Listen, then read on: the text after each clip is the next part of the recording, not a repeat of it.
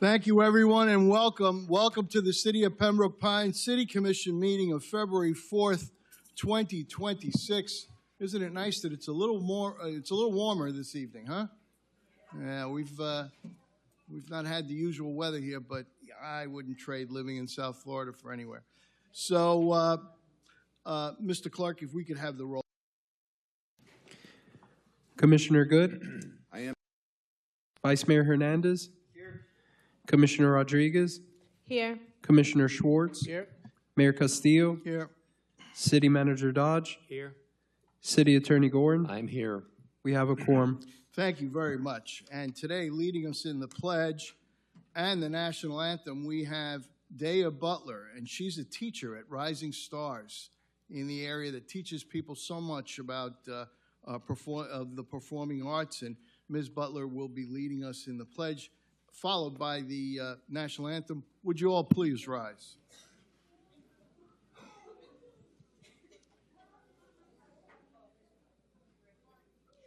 I pledge allegiance to the flag of the United States of America and to the republic for which it stands, one nation, under God, indivisible, with liberty and justice for all.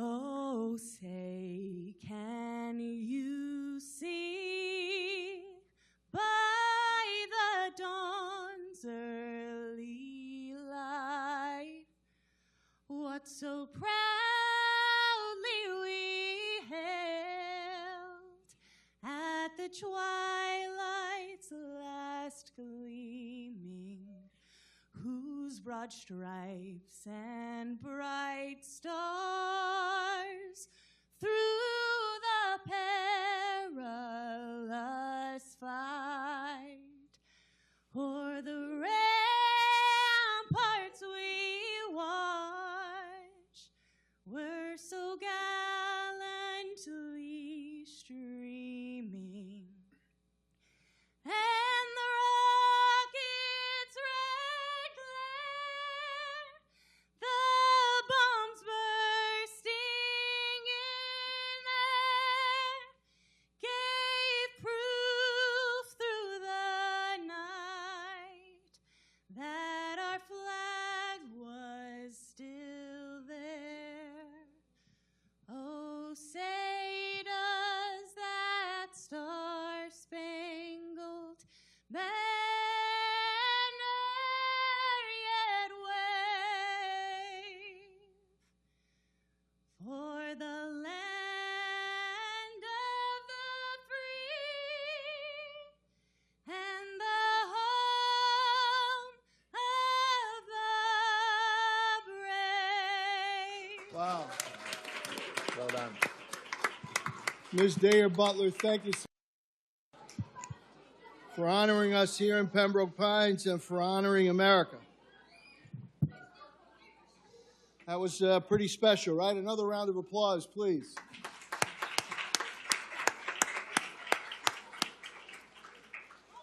Mr. Clerk, announcements of items to be pulled from the agenda, any? No items, Mayor. Okay, I have several applications to.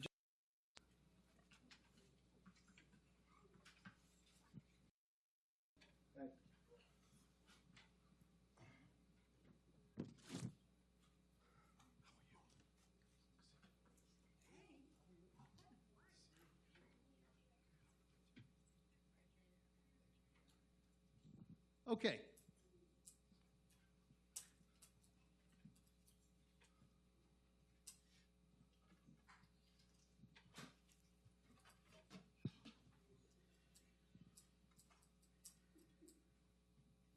Where's my friend, Pastor Malcolm?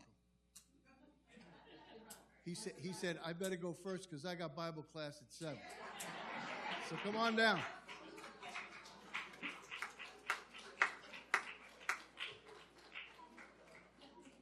Because when he speaks, we listen. And there's some members here who are waiting to go. Oh, okay. All right. My friends, this is a proclamation of the city of Pembroke Pines, Florida, declaring Black History Month.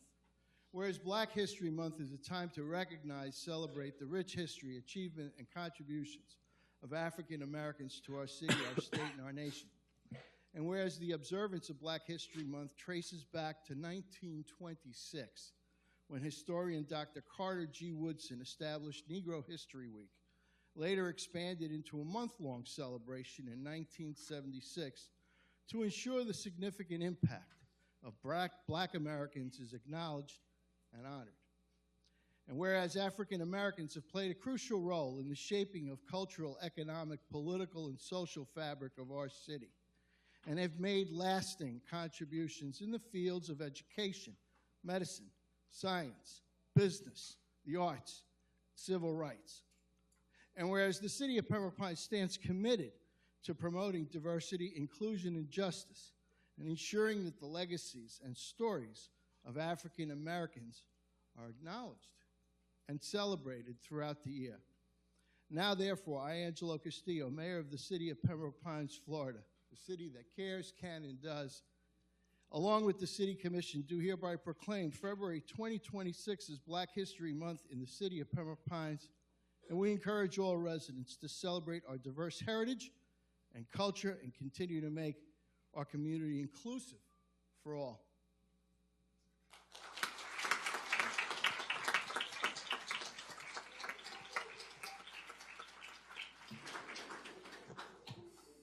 First and foremost, let me say thank you, Mayor Castillo, and all the commissioners and all the leaders and employees.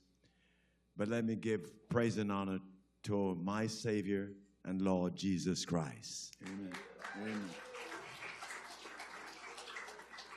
And with so many applause for that, I promise I won't take up a collection tonight. I'll wait until Sunday. It's a great honor, and we're greatly humbled for this that represents not just me, but everyone, especially our Black community, throughout not just Pembroke Pines, but throughout the world. And we give God the praise for diversity and inclusiveness, and that we're all one. Let me say one love to everyone. One love. Mr. Mayor, if I may, for just a moment, I'd like to just say to everybody, Pastor Malcolm is a true gift to us in Pembroke Pines. We have witnessed firsthand your leadership, your support, your love, and your spiritual guidance to our community. And we couldn't be any happier because we all witnessed it firsthand. You're the real deal, and thank you for caring to serve God in this community, sir. Thank you.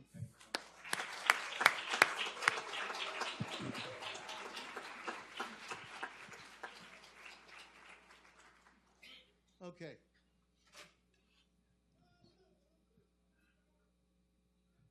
Deesum. Is he here? Come on up.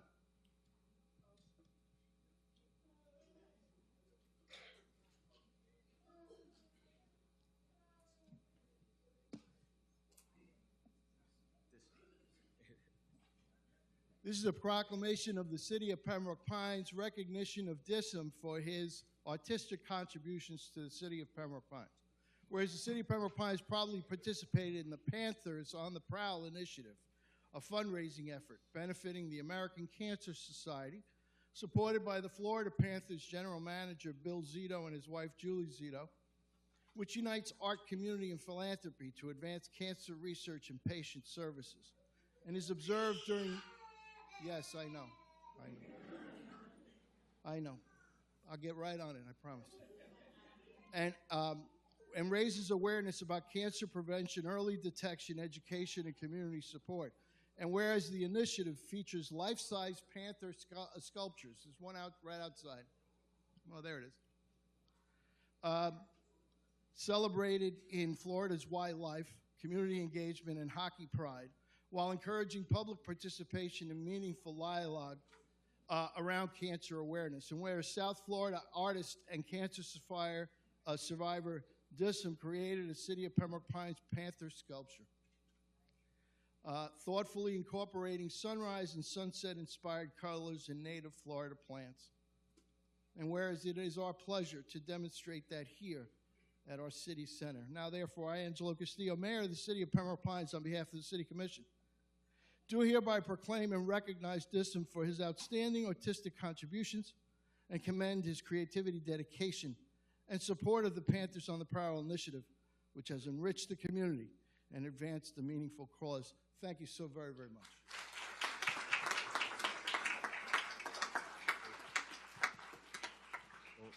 I'm not great with words, but it's a huge honor to be here. Thank you to Holly, to Joe Swan, to you, Mayor, to everybody else here for this huge honor. Thank you. Thank you very much.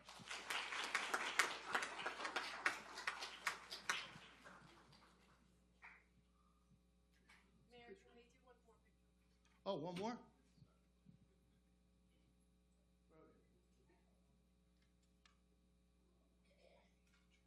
Thank you so very much. Okay.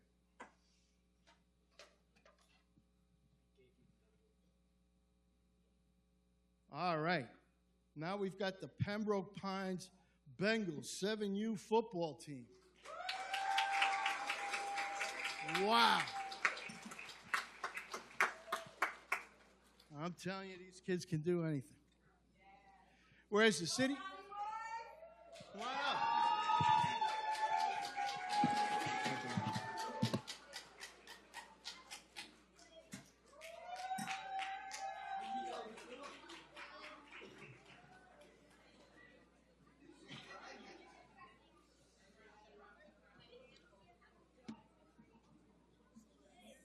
Don't be embarrassed. Good to see you.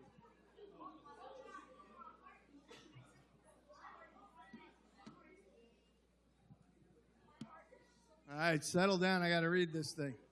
I know you're a little nervous, but so am I. All right. Who's represent?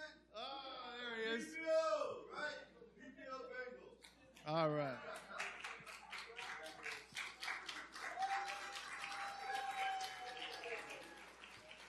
You know what? Just for that, Commissioner, you get to read this. Oh, yes, sir. Thank you.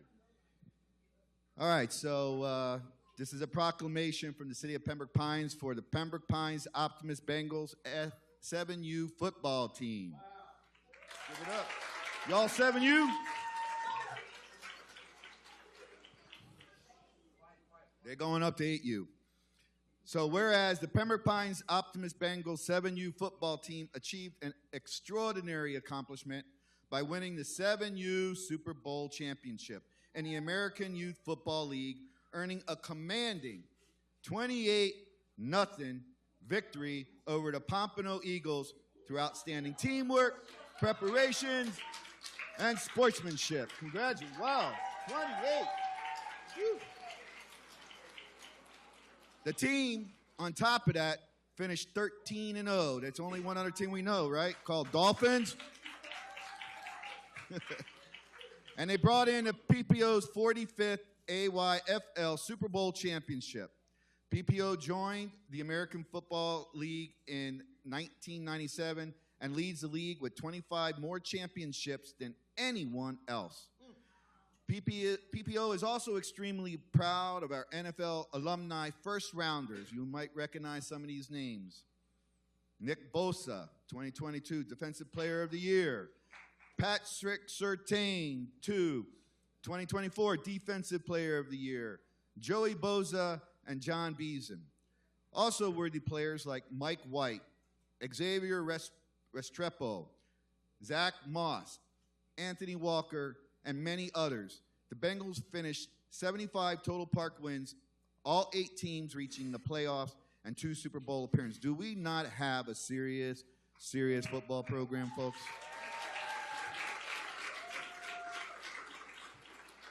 Whereas, under the leadership of head coach Reggie Payot, the Bengals demonstrated exceptional discipline and determination, highlighted by standout performances from number 0, Ray Shipman, who scored 3 touchdowns and earned offensive MVP honors, and number 2, Achilles Lewis, who recorded 14 tackles and earned defensive MVP honors. And whereas this championship victory reflects the dedication, talent, and commitment of the youth athletes and their families and coaches, and serves as a source of pride for the city of Pembroke Pines.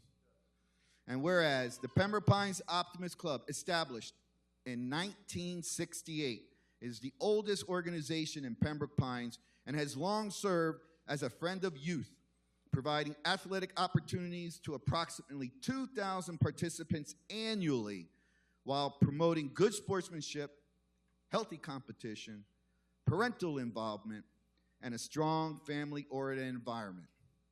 And whereas the PPO 7U football team members are as follows, and raise your hand if I call your name. Reginald Aludor.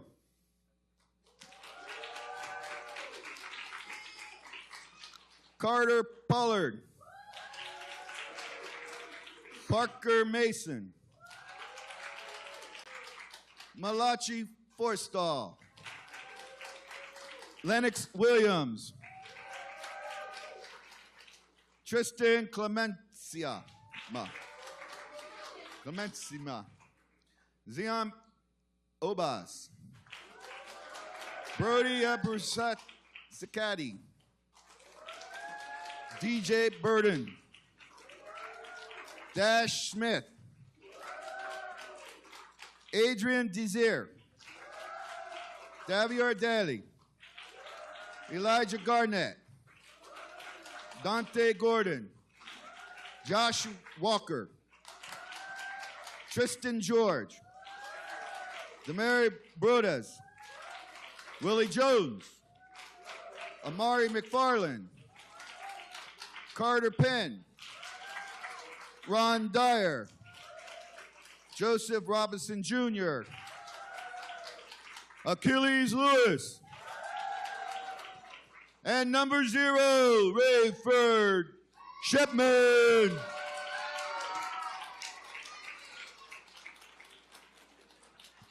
Thank you very much.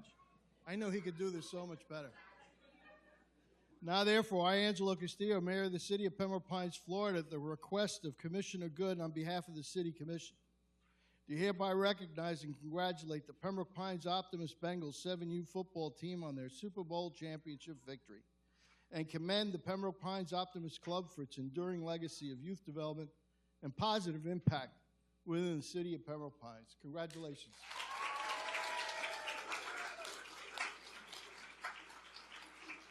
I'll tell you what, 28-0. That was a long ride home to Pompano. We're so very, very proud of you all. Would you come forward here and hold this for us? And we're going to take a photo. Is that fair?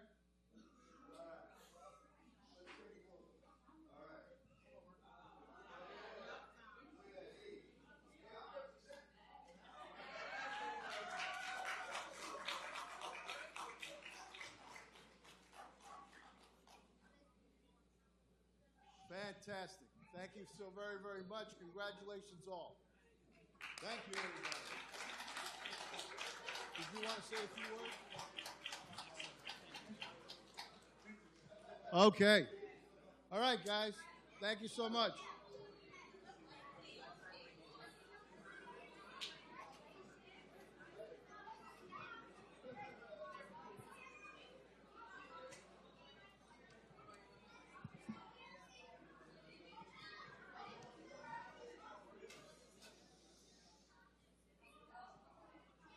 All right.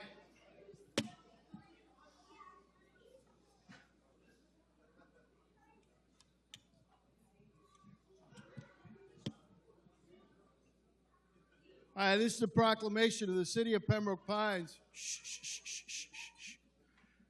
This is a proclamation of the City of Pembroke Pines Charter Middle School girls basketball team.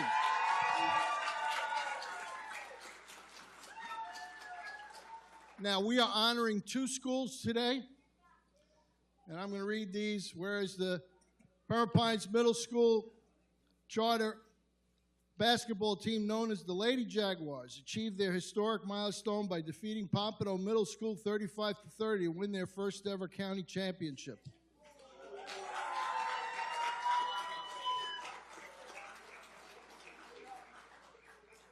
Now, I want you all to stop picking on Pompano. It's just not right. It ain't right. And whereas this championship victory represents the culmination of dedication, perseverance, and teamwork, as the Lady Jaguars return to the finals with renewed focus and determination after last year's appearance. Whereas tournament MVP, Tiana Singh,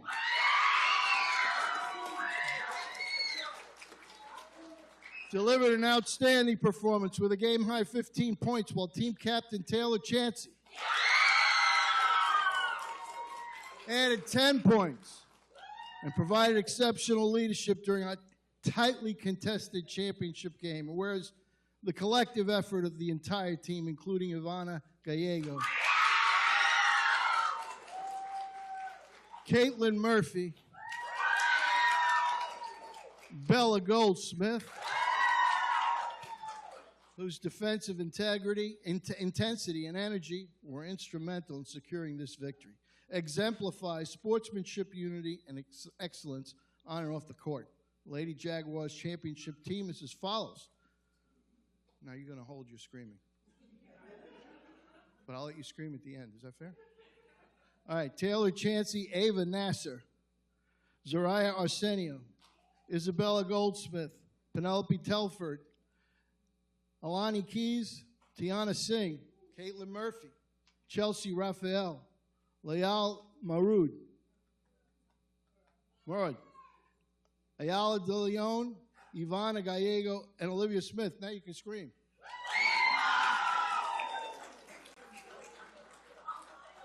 And now, therefore, I, Angelo Castillo, Mayor of the City of Pembroke Pines, along with the City Commission, do hereby recognize and congratulate the Pembroke Pines Charter Middle School Lady Jaguars basketball team for capturing their first county championship and commend them for setting a new standard for excellence in their school, inspiring their community, and proudly bringing the championship trophy home to Pembroke Pines Charter Middle School, where it belongs. So why don't you come on up and let's take a photo.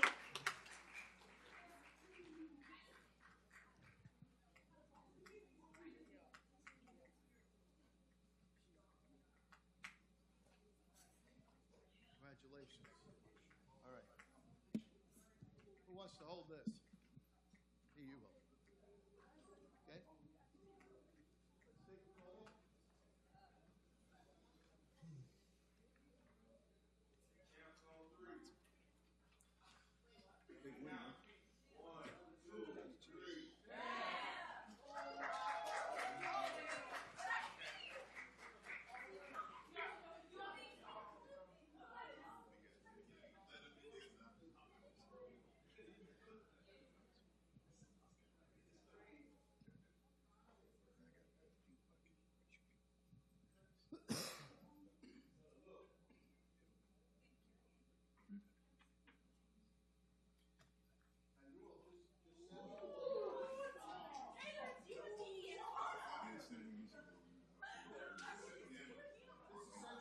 All right, now hold on a second. Hold on a second.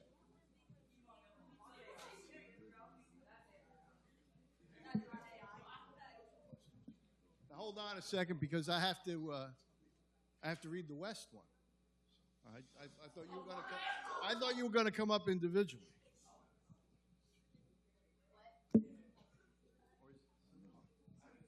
No, it is the same names, but I just got one for you and one for him. Okay, good. Well, I don't have to read anything. All right, let's take another photo.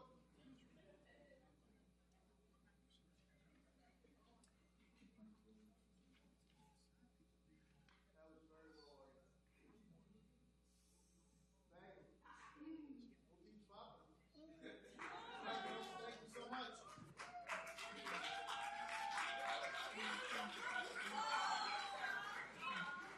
All right. Okay. Now. All right, guys. Thank you. Okay.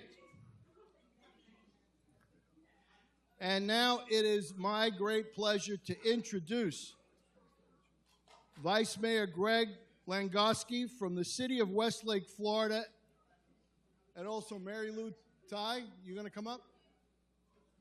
Ah, our friend Denise Harlan from our friend from Plantation, Councilwoman from Plantation, who's here to offer us a special proclamation. Good evening, Mayor. You gotta hit that. It is. Okay. Oh, there. Try it again. Okay. Good evening, Mayor, Commissioners, and members of the community. My name is Greg Langowski, and I serve as Vice Mayor for the City of Westlake and a board member for the National League of Cities. I'm honored to join you this evening on behalf of the National League of Cities to recognize the City of Pembroke Pines for an outstanding achievement. This year, Pembroke Pines is being honored with NLC's Milestone Award, which recognizes cities that have maintained 50 continuous years of membership in the National League of Cities. Reaching this milestone reflects a deep and sustained commitment to local leadership, collaboration, and continuous improvement. Your membership since 1975 represents 5 decades of shared working, strengthening local governments, and advancing best practices and advocating for cities nationwide. Pembroke Pine leaders have also taken meaningful roles. Commissioner Thomas Good, serving on the Energy, Environment, and Natural Resources Committee, and Commissioner Maria Rodriguez, an active member in the Women in Municipal Government. The city is also a participant in NLC's Grant Access Program, demonstrating a strong commitment to federal resources and opportunities that bring back to this community. This award is not simply about longevity. It reflects the strength of your city's leadership and your commitment to national advocacy, knowledge sharing, professional growth, and collaboration. On behalf of the National League of Cities, it is my privilege to present the Milestone Award to the City of Pembroke Pines. I thank you for your leadership, your partnership, and the 50 years commitment to the National League of Cities. And I want to say congratulations on this achievement. Also in attendance is Broward League of Cities President Denise Harlan, who is Council President for the City of Plantation, and Broward League of Cities Executive Director Mary Lou Tai. Also in the back. If you have to come back, we're going to take a picture.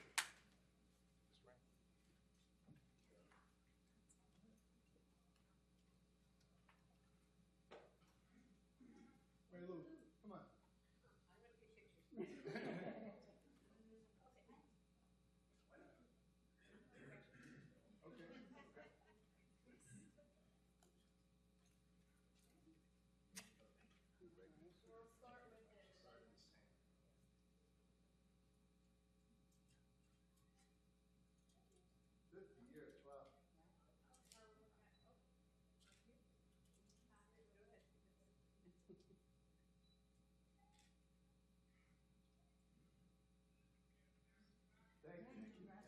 Thank you so very, very much. Thank you.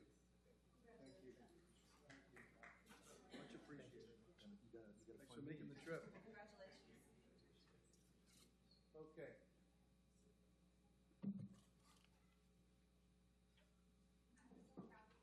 Okay.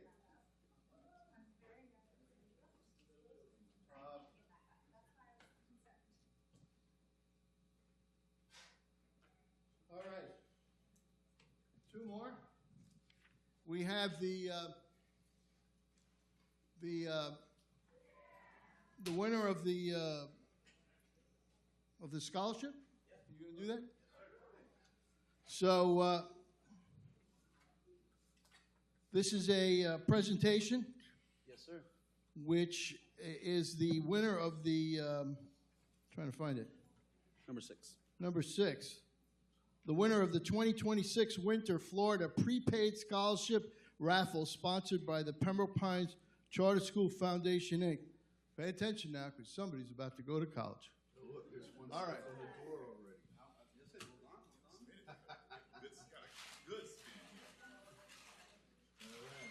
Now, I want everyone to know the Principal Chance is going to be picking. I'm simply going to be announcing.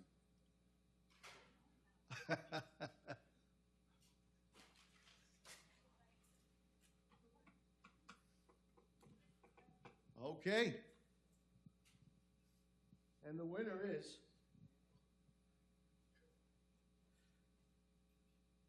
Yosley Perez. Yosley Perez. The beneficiary is Logan Valentine, and the beneficiary school is pre-K, not enrolled in the school yet, pre-K number 88.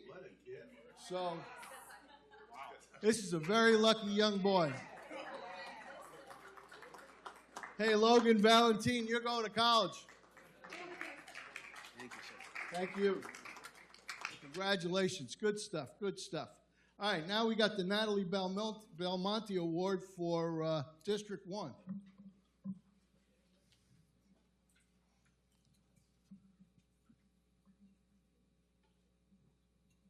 then we have our friends from the school board. Is that family here?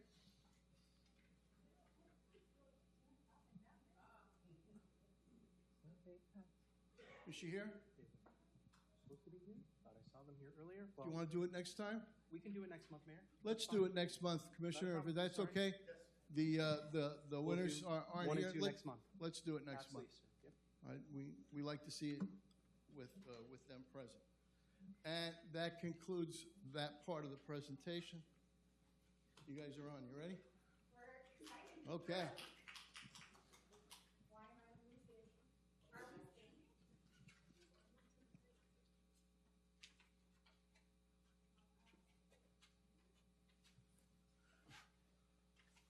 Commissioners, ladies and gentlemen, it is my esteemed pleasure to introduce to you several of our Broward County School Board members who are here present. And they want to speak to us a little bit about redefining public schools, the impact of Pembroke Pines. Mrs. City Attorney, we sent them a resolution recently on a slightly different matter. Can you set the tone for that, please? Thank you, Mayor. If you will, forgive my laryngitis, not a good thing for lawyers to have, except it could be a blessing for some who have to listen. But I thank you for the opportunity. The Commission adopted a resolution, as you all know, on December 11th, this past year, December 11th of 2025. The resolution essentially took issue with the currently in existence agreement between the school board, the county, and the city in connection with student station funding. The resolution was sent to the school board for their review and consideration. As you may remember, Mayor and Commission, the conversation that was discussed in December related to the fact that there was a bill passed this past session which provided some guidance with regard to prohibiting and otherwise regulating the ability to collect school mitigation impact fees. But there was also within the confines of that discussion a letter that was issued by the Attorney General's office as an advisory to then representatives of Chip LaMarca. And the essence of that letter indicates, in short, my answer to the question regarding the ability to collect those fees is under the section of the statute that is cited to by the Attorney General's office, by Mr. Utmeyer's office, section 163.3180, subsection 6J, prohibits a school district from assessing and enforcing student station fees in addition to the impact fees when the student station fees at the time failed to meet the dual rational nexus test, regardless of whether there is an agreement in place assessing such fees. The AG's office rendered their opinion. The statute in Florida that was given to you as a condition of review was Chapter 2025-177, which changed this section of Chapter 163, and essentially provided guidance that says essentially that school districts can't request it and governmental agencies are precluded, as it were. Senate Bill 1080 specifically says concurrency by providing that a school district may not collect or charge or impose any alternative fee in lieu of an impact fee to mitigate the impact of development on education. You may remember the city adopted an interlocal agreement back, probably going back to 2004, 2006. It was last amended in 2018. I pulled that document at your request, Mayor and Commission, after the last meeting in December. The agreement really relates to potential development in the city center, where this particular city hall building and other projects exist. There is one last parcel that remains in city center, which is zoned both for residential dwellings and land use for that purpose as well. And to the extent that an application, if the property is sold at some time in the future, a prospective buyer will be asked for a potential impact fee payment under the terms of the agreement. However, in the intervening time, since that agreement was amended in 2018, the legislature did adopt the statute that makes very clear some guidance with regard to the collection of those fees, where there's not a nexus between the need to have them and the payment for them, Right. as well as the issue with regard to the AG's consideration of the same topic. So my comments are not made in a pejorative way against anybody. The agreement that was signed back in 2004 and 06 and amended in 2018 was entered into in good faith at the time, but times have changed, the statute changed in Tallahassee, and so did the AG's position on how to approach the issue of fees and expenses. This commission in good faith adopted its resolution and specifically asked in the final whereas clause, in light of the foregoing, the City Commission of the City of Pembroke Pines deems it in the best interest of the residents of the city to request that the school board take immediate steps to release or amend the agreement to eliminate the student station fee as well as any other terms that may no longer be applicable under state law. I know Mr. Sam has additional information about some of the calculations as to what that expense might come to, but at the end of the day, the city in good faith adopted the resolution, considered the statute that was adopted in 2025 by the legislative session, and following the edict and directions of our Attorney General as well for consideration. I'm happy to answer questions. That's the framework for how you got to the December resolution. Thank you very much, Mr. City Attorney. We invited the school board members. Commissioner Schwartz had the idea that in light of the resolution, we should invite you all to come, and so you have been invited. And that also morphed into the additional presentation of redefining Broward School's impact on Pembroke Pines. And next, let me, before I call the school board up, read to you a quick email that I received from Debbie Hickson. I just wanted to let you know that I'm not feeling well. I caught whatever it is that's going around. I am not going to be able to make it tonight.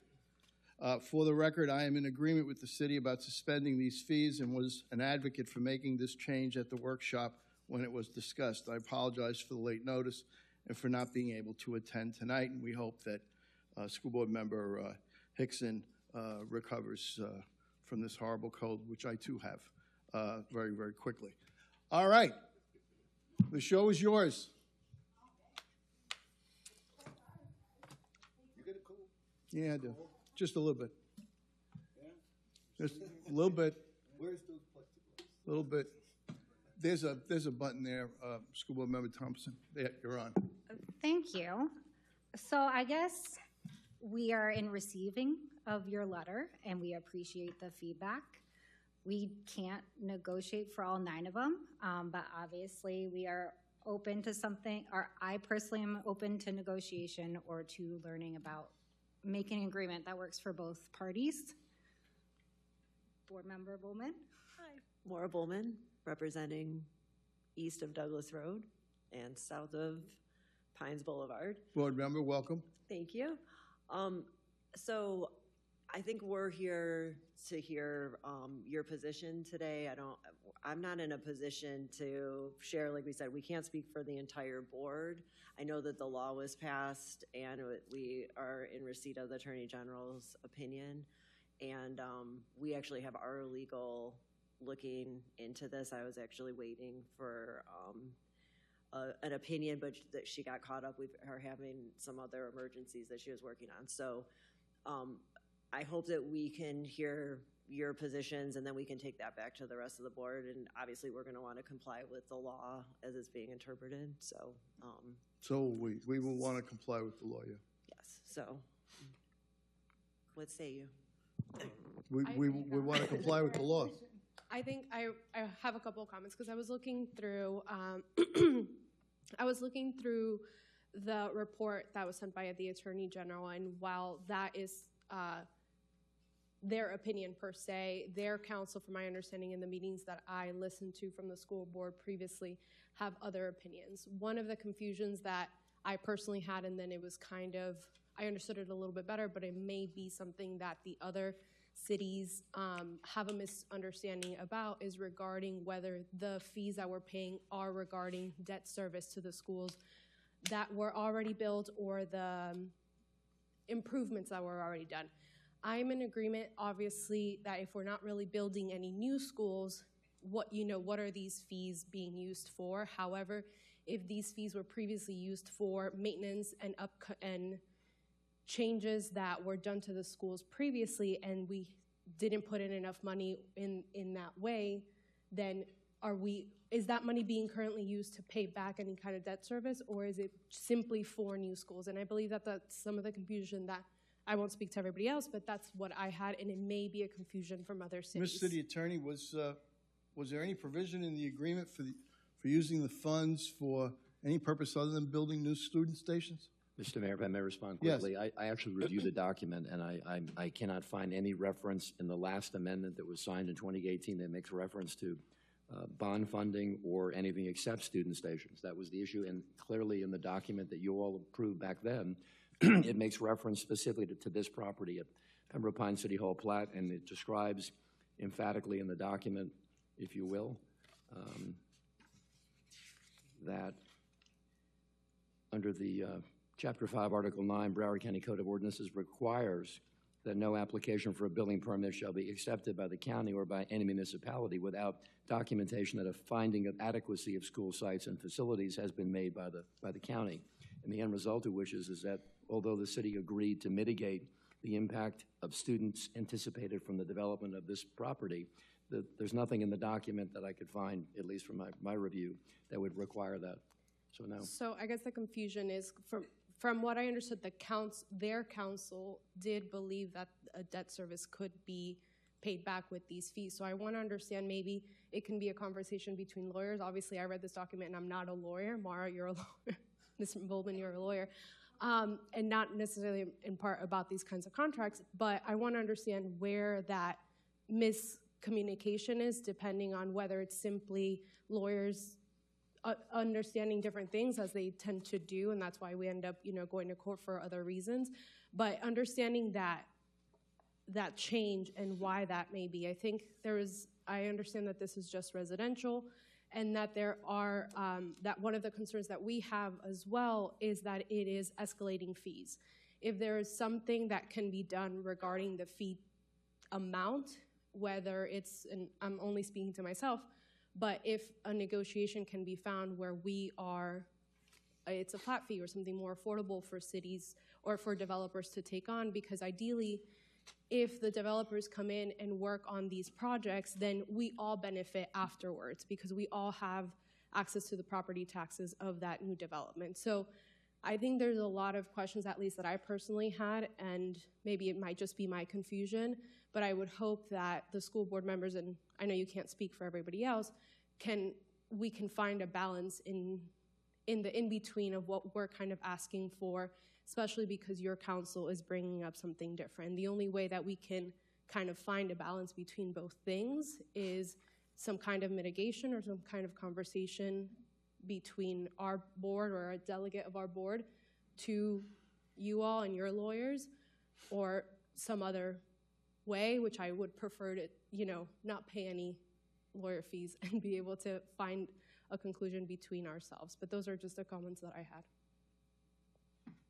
Okay, you want to present the redefining project? I was just going to respond quickly to that. I appreciate that perspective. I think that's correct. I too am confused, and like I said, we're waiting to get a more concrete opinion from our lawyers, because the position that the school board attorney is taking is that some of these fees were our debt service, that they were allotted. Maybe schools were built in the past with the idea that then we would be paid as developments go forward in the future. So that was reserved, and so that would essentially be debt service for something that we've already done. In terms of things going forward, I think we first of all, we need to know where we're at that, and I don't have that information for you today. But in terms of negotiating and making sure that everybody's benefiting in the best way possible, and looking at the potential taxes and everything else, we'll take that back, and I will for sure talk to our lawyer tomorrow. She was trying to get a hold of our outside counsel. I think she was having a difficulty doing that, and just took the position over like 2 weeks ago. So apologize that we are not as prepared as we would be, but we'll get back to you as soon as we can. Mayor, I had a question for the city attorney. 2018, what date was that in 2018? The last amendment, Commissioner, if I may respond, Mr. Mayor, was approved by the Mayor and Commission March the 5th of 2018. So And it that- was an amendment to the document okay. going back, So to that'll be the, Mayor Castillo and myself. I can tell you. It Actually, will- I don't have the resolution attached, so forgive me, No, but I'm fairly certain on that one. yes. Okay. So at that point, we already had this built. 8 years ago was a much different time. There was not even a thought of redefining schools or anything. We were collaboratively working together to improve public education within the city of Pembroke Pines, whole stop. Something shifted in recent time, which, once I hear the presentation, I'll expand on where I think things went. But certainly I am open to a resolution that doesn't involve 164s and all that kind of stuff. That's not something I have a strong appetite for. This is a county-wide issue where multiple cities are looking at things multiple different ways. So my concern is the viewpoint of the city of Pembroke Pines may not be the viewpoint of 30 other cities in the county. And that is incredibly unfair to any school board member to bring anything back until everyone's in the room to figure out where everybody is. If I may offer that to you as a let us be the starting point to that conversation. It's always bad when two government agencies go at each other because the taxpayer is the ones who lose. In this case, it is the monies collected are from developers, so that's a little bit different. These are land acquisitions. These are private or public dollars, depending on how they're mushed together. I'm very hopeful that as a county, we can solve this issue without getting the judicial division of our county involved. That would be fantastic. Anyone else? Mr. City Attorney, sir, based on your knowledge of the statute, is there a scenario that you can envision where the city could enter into another agreement with the Broward County School Board to tax development that they would then use not to create new school seats, but to offset debt service on previously issued bond debt? Mayor, if I can try to answer the question as short as about, the answer is no, and I'm not trying to be offensive or to be pejorative in the context of this conversation, but I would cite to you, and again, I'm not trying to argue before a court, the AG's opinion is a very strongly worded document dated October the 24th of last year when the session was already over, and the AG acknowledged, in fact, used some very interesting words. He used the words that the Broward County School District entered into separate interlocal agreements with several Broward County municipalities. These agreements require the payment of student station fees in addition to impact fees. The stated purpose of the student station fees is to exact payment for the construction of additional residential development units within certain local activity centers throughout Broward County. By the way, this area we're in now, the city center, is a regional activity center. These agreements, however, were entered into at a time when Broward County public schools were overcrowded with a lack of infrastructure to support the student burden on the schools. The agreements calculate student station fees by using multiple factors, and in certain cases, station fees exceed the general impact fees. The Attorney General suggests that the statute, and again, I'm just repeating what's in a public document rendered by the highest-ranking lawyer in the state of Florida. It took effect on October 1 of 2025, prevents a school district from collecting, charging, or imposing any alternative fee in lieu of an impact fee to mitigate the impact of development on educational facilities, et cetera. There's some very strong language in it, and it concludes that accordingly under the statute that was adopted in last session invalidates the assessment of student station fees in addition to impact fees for a school district under an existing agreement between the school district, a county, and a municipality when the student station fees failed to meet the test of the statute. maybe in I'm light just of, repeating what I needed to tell you on the record, that's all. thank you very much. And we're about to switch subjects to the redefining presentation, but maybe the good idea would be to ask your general counsel to contact ours, and let's begin that dialogue and see where it is the law requires us to act. But I appreciate the discussion, and I appreciate the information and the input. So let's head forward now into redefining Broward schools.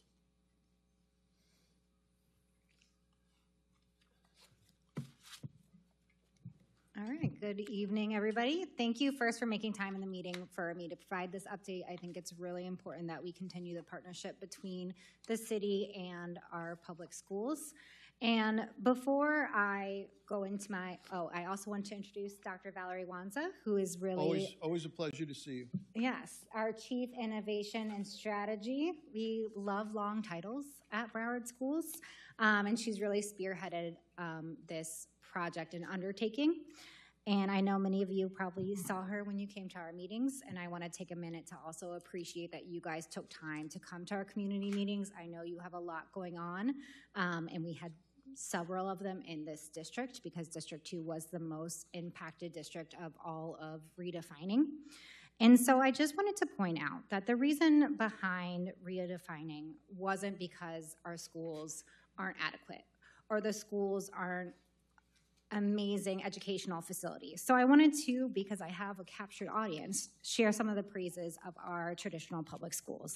So we have 2 A-rated high schools in the city of Pembroke Pines. Not only are they A-rated, they're also excelling in sports, with West Broward's cheerleaders being state champions and their varsity football team being second in the state for the first time in school history, with Flanagan Health Science students being recognized as regional Florida Skills USA champions, and 2 Flanagan students being state championship for the Florida Future Educators of America.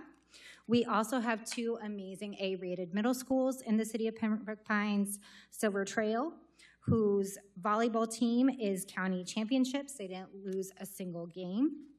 And their color guard is a AA and AAA championships. And I know you guys have probably gotten some color guard emails, so I will address that at the end. And then also Pines Collegiate Academy, which if you guys remember from our first round of redefining was transformed into 6 through 12, giving those students an amazing opportunity to not only have a great middle school experience, but transition to a collegiate academy. And then we have several elementary schools, obviously, in the city of Pembroke Pines, but I wanted to point out some, as Lakeside Elementary, which is one of the schools that will be receiving kids, has the highest school grade of any Title I school in the district. Pines Lakes has continually built their community and is having a Black History Reading Week, with Silver Palms placing, as well as Pines Collegiate Academy and West Broward, in the Minecraft Battle of the Beaches finals. So they will be going up against Palm Beach next month. And with Chapel Trail consistently medaling in speech and debate, as well as Commissioner Hernandez's daughter. So she rocks. So with that, I wanted to go into the presentation. So why, and I won't read all of this because a lot of you were at the meetings, but why are we redefining Broward schools? Well, our footprint has consistently, for the last 10 years, unfortunately been too large. Some of that is because of students migrating to other options, like our public charter schools, private schools. A large population is because of the school choice vouchers, which allows families to now use that for private schools or even homeschooling. So over the last 10 years, we've lost about 50,000 students, which obviously equates to money. You guys know this. And so we went out probably for about the last 6 months to the community, talking to them about what the options are, how we can make this a better educational experience for all kids, and we came down with several schools. So right now, Chapel Trail and Panther Run were originally discussed, with Panther Run consolidating and moving all of the kids into Chapel Trail. And I want you guys to know that we do take boundary considerations into consideration. So how that would impact our communities, our families, what would happen to the feeder pattern, neighborhood integrity to make sure communities aren't split, like Grand Palms isn't going to 2 different schools, school diversity, and also the impact of our ESE students, which are obviously always top of mind. I won't read this to you guys. But so our final decision is the closure of Panther Run Elementary School. The boundary I included in the presentation, and so they will be split between Chapel Trail Elementary and Silver Palms. And then the other consolidations we are looking at is Lakeside, Palm Cove, and Pines Lakes Elementary. And that's some of the boundary considerations we had for that cluster of schools. And then the final decision was to close Palm Cove and have the students rebounded to Lakeside Elementary and then Pines Lakes Elementary. We also did some boundary changes, which are really exciting for the people west of 75. We made it so that Silver Palms Elementary School families were moving into Silver Trail and Walter C. Young. They were the only elementary school that was bounded east of 75 prior to this change, which will hopefully alleviate some traffic crossing 75. Boundary considerations. And then that also impacted Flanagan and West Broward, because now the students that were going to Flanagan are now bounded to West Broward. And how high school transitions usually work is that it is not an immediate transition. So if you have a kid or a resident that is going to Flanagan, they are not immediately kicked out their junior year to go to West Broward. They're allowed to continue at their school. Boundary considerations. So next steps. And I'm gonna invite Dr. Wanza up here. So obviously we are supporting our community and our teachers and staff through this transition. We've already had, there's actually one at one of my Miramar elementary schools closing tonight, but we are meeting with families, making sure they have a warm handoff and they end up happy at where they are. I know you guys will probably have facility questions, which is why I brought my backup for Palm Cove and Panther Run. Do you wanna speak on it? Good evening, Mayor, Vice Mayor, Commissioners, City staff. Thank you for having us. I'm Valerie Wanza, as Ms. Thompson said. So right now, as it relates specifically to the city of Pembroke Pines, we do have Panther Run Elementary School as well as Palm Cove that will be transitioned for another district use. One of them may become an administrative site for the school district. We know that we do have other entities, for example, the United Way and a couple other nonprofits who want to partner with the district and really set up like some community resource hubs or do other types of services that are necessary in the community. So we will work with some of them. We will also continue to work with Mr. Dodge and his staff because we know that there may still be some great interest in some space at Pines Lakes, and that may still obviously be a very an opportunity that we can capitalize on. So we'll continue those conversations. We just have to see what the student enrollment's going to look like from the students who are transitioning from Palm Cove over to Pines Lakes. But the one thing we will not do is have 2 buildings sitting empty in neighborhoods. We will not do that. And she's here for questions later on. But that is something I continue to advocate for because I know, Mr. Dodge, you were interested in a partnership between Pines Lakes and the Senior Center, and I think that opens up a lot of opportunities, not only as government agencies, but just for the kids to have the opportunities like grandparents, adoption. There's a lot of very cute things that can happen with that. So throughout this process, I made sure that that was something that was still going to be an opportunity as long as the numbers go how we think they're going to go. Future proposals, I know there was a lot of conversation around Walter C. Young, and I appreciate that you guys got a lot of emails about Walter C. Young, and I can understand it's hard to hear the heartache from those families when you guys weren't the governing board that makes those decisions. So I just appreciate your kindness and compassion when you were talking to scared parents. Currently, there is no proposal to close, nothing passed to close Walter C. Young. However, when meeting with the community, discussions were had about creating Flanagan to be a 6 through 12, which would open up Walter C. Young to either return it back to the city, or another idea that has come forward that I would love some feedback and some input on from you guys is creating Walter C. Young to be a technical campus. And then at the end of that lease, we would be able to enter into an agreement with the city where there could be a rent or a lease fee or some kind of negotiation. I appreciate the offer. We were placed in a very, very difficult position last time in that the superintendent asked us what we thought about the prospect of Walter C. Young. And in good faith, we entered into that discussion, only to later learn that you guys wanted to keep it open, and then it made it look like we wanted to close Walter C. Young down.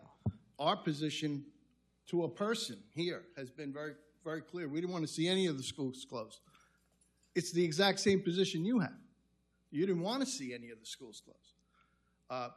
But I'm loath to discuss the future of any of these facilities until you all make the decision that they're surplus, because it inevitably sends the wrong signal to the community. So I think the sequence of events for my one vote is that you all make your decision of what you want to do, and then come to us once that decision is made about where that goes from there. In the case of Walter C. Young, that facility belongs to the city. So what we ultimately end up doing with it in the event that you leave, and we hope that never happens, is up to us. So I don't want us to mix messages yet again and create an issue in the community that frankly was a little uncomfortable for each and every one of us here.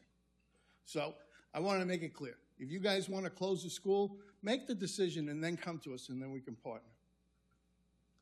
So I understand that feedback. So when communities have questions about how schools are chosen, it is incredibly difficult in a city like Pembroke Pines where the majority of the schools are A-rated. What I think caused some pushback is the fact that we do lease that property from the city. Mm-hmm. And so that needed to be explained to the community that the lease ends and there is nothing, and you can ask your lawyer, there is nothing in that agreement that would extend the lease. It is my job as a representative of this community to explain the decisions we're having. At no point did I blame the city. No, I'm not aiming this at you. And I'm just understanding. I'm just saying. I'm just sharing some history. At no point was the city blamed. At no point was it said that the city wanted to kick us out. Right. That was never part of any conversation that I ever had. However, it needed to be known that there was a lease on that land, that we don't own that property. Right. So I respect that you wouldn't want to engage in that conversation, and that's, that's fine. Right. However, I did want to take this opportunity to clear that. As well as talk about opportunities for partnership. So I think, obviously, you guys are extremely proud of your charter schools. We know that. I think there is community interest in also promoting the public schools within your city bounds. I would welcome any opportunity to help partner with you guys to also promote the great things we're doing. And then also continue working to see if there's a partnership with the Senior Center as well, and any other partnerships that you guys might be open to continue on. And with that, I'm open for questions. So I'm glad you mentioned that. I sit up here as a city commissioner and a member of the governing body of Pines Charter Schools, but like you mentioned, I have two children in traditional public schools. I have a son in Silver Trail and a daughter at Chapel Trail, which is a really, really big fan of Maria and Rebecca. I'm using first names, but she always asks me about you, so give her a call. She loves them. There you go. But the truth is, I think there's opportunities for partnership. Being that I drive to those schools almost every morning before I head down to Miami for work, I see children being dropped at our academic village off of Sheridan. And I look at them and I view them as the same as I view my children because they're all coming from the same neighborhoods. So I do welcome that. If I can be of assistance, I thank you for the opportunity. I also just want to put on record that what you in particular have had to do as a school board member is very challenging. I was at a few of the redefinings, but the one that I remember, I was with Mr. Dodge and Mr. Bonilla at Flanagan. I mean, I couldn't count, but there are probably between 400 and 500 parents and students there. I know the position you're in. I'm not a school board member, but I'm saying it's very difficult to be there in that room talking about impacting lives. 80% of a child's life, at least until they're 18, 19, when they graduate, is inside of a school. So I do want to commend you because you've been through a lot. It's very challenging. And like me, you're a relatively new elected official. So thank you I welcome the partnership. I don't really want to talk about Walter C. Young right now because frankly, everyone's got to figure that out. But I thank you in particular because you represent my kids and I on the school district in what has been in an incredibly challenging period. One more point. This is not, I want to make it very clear, this is not unique to Broward County Public Schools. I work in Miami. I have interactions with the Miami-Dade County School Board every week. They've lost 13,000 plus students. Okay, this is actually more than just Florida. It's a national issue. Yep. And so I do want to make that very, very clear. It's happening throughout the Tri-County area, Miami-Dade, Broward, Palm Beach. Very difficult decisions. I welcome the opportunity. Text or call me. I'll be there. But thank you for what you've done, at least for my children. Thank you very, very much for your presentation. Sorry, I have a couple comments as well. Yeah, Commissioner Rodriguez? I serve on the Trades Commission with Broward County Commissioner Steve Geller, and one of the things that I've always talked about is the importance of having trade schools and having those easily accessible for all of our students as an alternative to going to college, as a primary alternative, really, because those are trades like electricians, AC, repair people, plumbers, all of those kinds of things that are really important. I've even advocated for that to be a larger part of our academic curriculum in our charter schools, because I see that the trend is that you don't necessarily need a college degree to be successful in life, as a lot of us have been told, like, you have to go to college, get into debt, and do that. I think the trade schools that you guys have are top-notch, and while we may or may not be here, obviously we don't have term limits, so we could or couldn't be here in 8 years. I think it is important for us, obviously for you all, to have that conversation first internally. But I do know the popularity of trade schools as a possibility, and if we are able to welcome that, obviously I wouldn't lease it for $1 again if it was up to me, because you would be making some kind of profit, and in an ideal scenario with a trade school, because it is a profitable function, for us to consider thinking about that, whether it's at least putting pen to paper and having a partnership conversation. We cannot commit to what can or will happen in 8 years, but at least chew on the thought and kind of think about what it looks like for our community, because those steps, while the lease is not over until 8, or everyone says different dates, to be completely honest. I've heard even up to 12 years or something like that. I think it's 9 years, right? There's 9 years left, Mr. Dodge? 9 years. So 37 would be 11 years. So that we have different dates. We won't get into that here, but I think it's important for us, if they need to make a decision within 8 years as to what happens, what do we even give them the concept that we would be able to have either something with a lease or like a partnership or something of that sort, because I understand from the community, and there was even a poll on the Sun Sentinel about it, that people would be interested in a trade school within the city of Pembroke Pines, because they isolated Pembroke Pines on that. I was able to see the results there. So I understand our hesitancy C to talk about it because they need to make the decision first. But once you evaluate and see if that is a possibility and something you would like to consider, I think we do have the responsibility to say at least our train of thought, because we may not be here, we may be here, but they can't really make those decisions come that year unless, unless they choose to, which you could as well. But I don't necessarily agree that we can't have at least a part of that conversation, because the same people that they're representing are the people that we represent. And I've heard from a lot of people, especially of my generation, that say like, hey, had I had that opportunity maybe a little bit closer to home, I would have taken that. So, I suppose if it wasn't handled in so cavalier a way, I suppose if this was a much more constructive,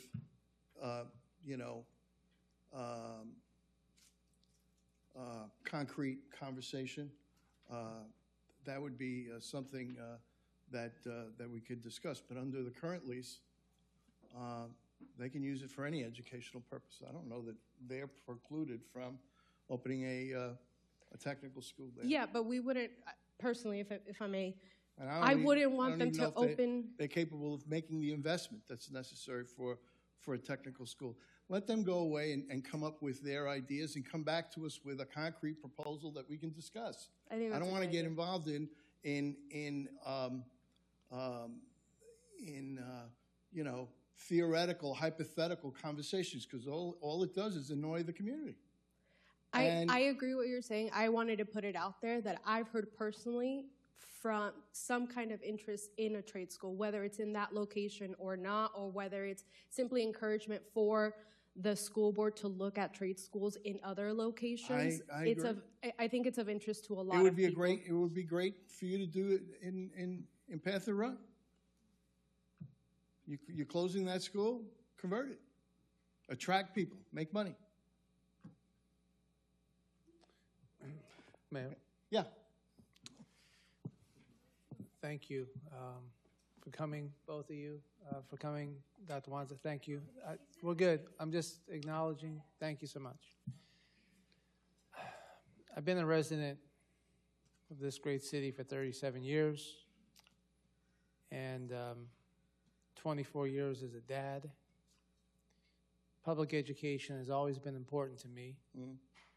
I'm from a city that has deep support in public education, City of Philadelphia. And prior to being elected, my family was impacted by boundary discussions. Prior to having kids, I had neighbors who were in trailers at Flanagan that never saw the inside of the building for the 4 years they were there. I saw the city of Pembroke Pines explode in population. I saw that there wasn't enough seats for the kids coming to our community. Once elected, I sat on selection committees for Pasadena Lakes Elementary, Pembroke Lakes Elementary, Pines Lakes Elementary. May he rest in peace, Carlton Campbell, one of the finest educators that we've ever had. He and I had a special bond at Pines Middle. Pines Middle has always been, in the years I've been here, a struggle academically and from just from a population standpoint. Boundaries went all over the place. There was a lot of uncertainty. I think maybe 5 years ago there was discussion about closing Pines Middle, and that was something I was not happy about. June of 2014, Mr. Runcie called me up to advocate for an $800 million bond. I told him that the community had concerns, and he told me he needed $2.4 billion, not $800 million. I said, well, how are you going to ask voters in November for $800 million and be 2/3 short? Then we had what happens when you're 2/3 short. I'm frustrated for our community. The lion's share of this impact is impacting direct residents that I represent. It's either a boundary change, a school closing, a shift in what their education building has always been, and approximately 1/3 of the students that I represent don't attend Pembroke Pines schools. They're in Hollywood.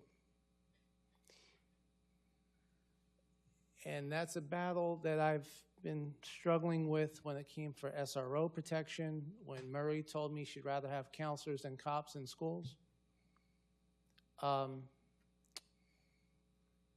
There is a, how many superintendents have we had in the last 20 years?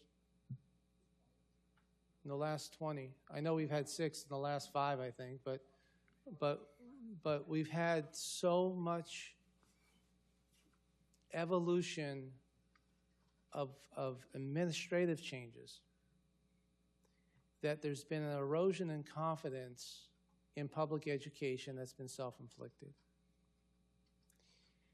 Now, 11 years ago, I led a charge. I had 3,500 parents at a stadium advocating for our 15-year charter extension by the Broward County School Board. We were uncertain whether or not we were going to keep the doors open. And that was just 11 years ago, Mayor. I remember it well.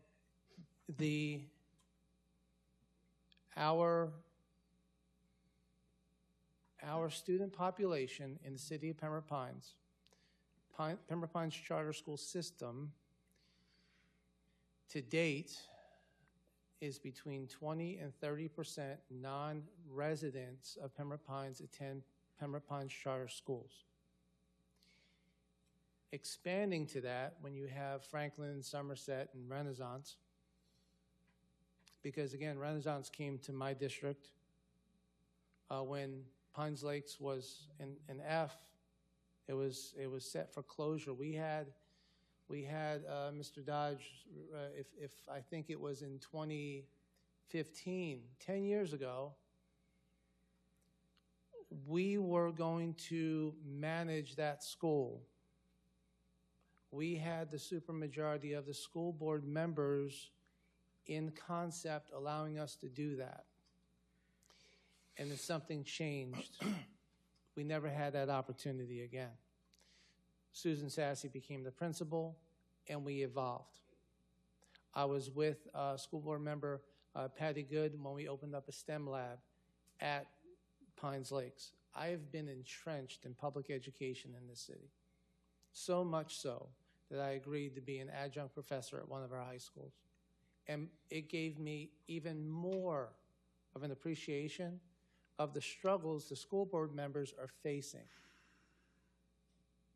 They're facing an administration that is incredibly difficult to manage because mixed messages from you're going to have graduation at one location, it's taken away. We're going to have redefining schools. We're going to have teachers losing their 8th period.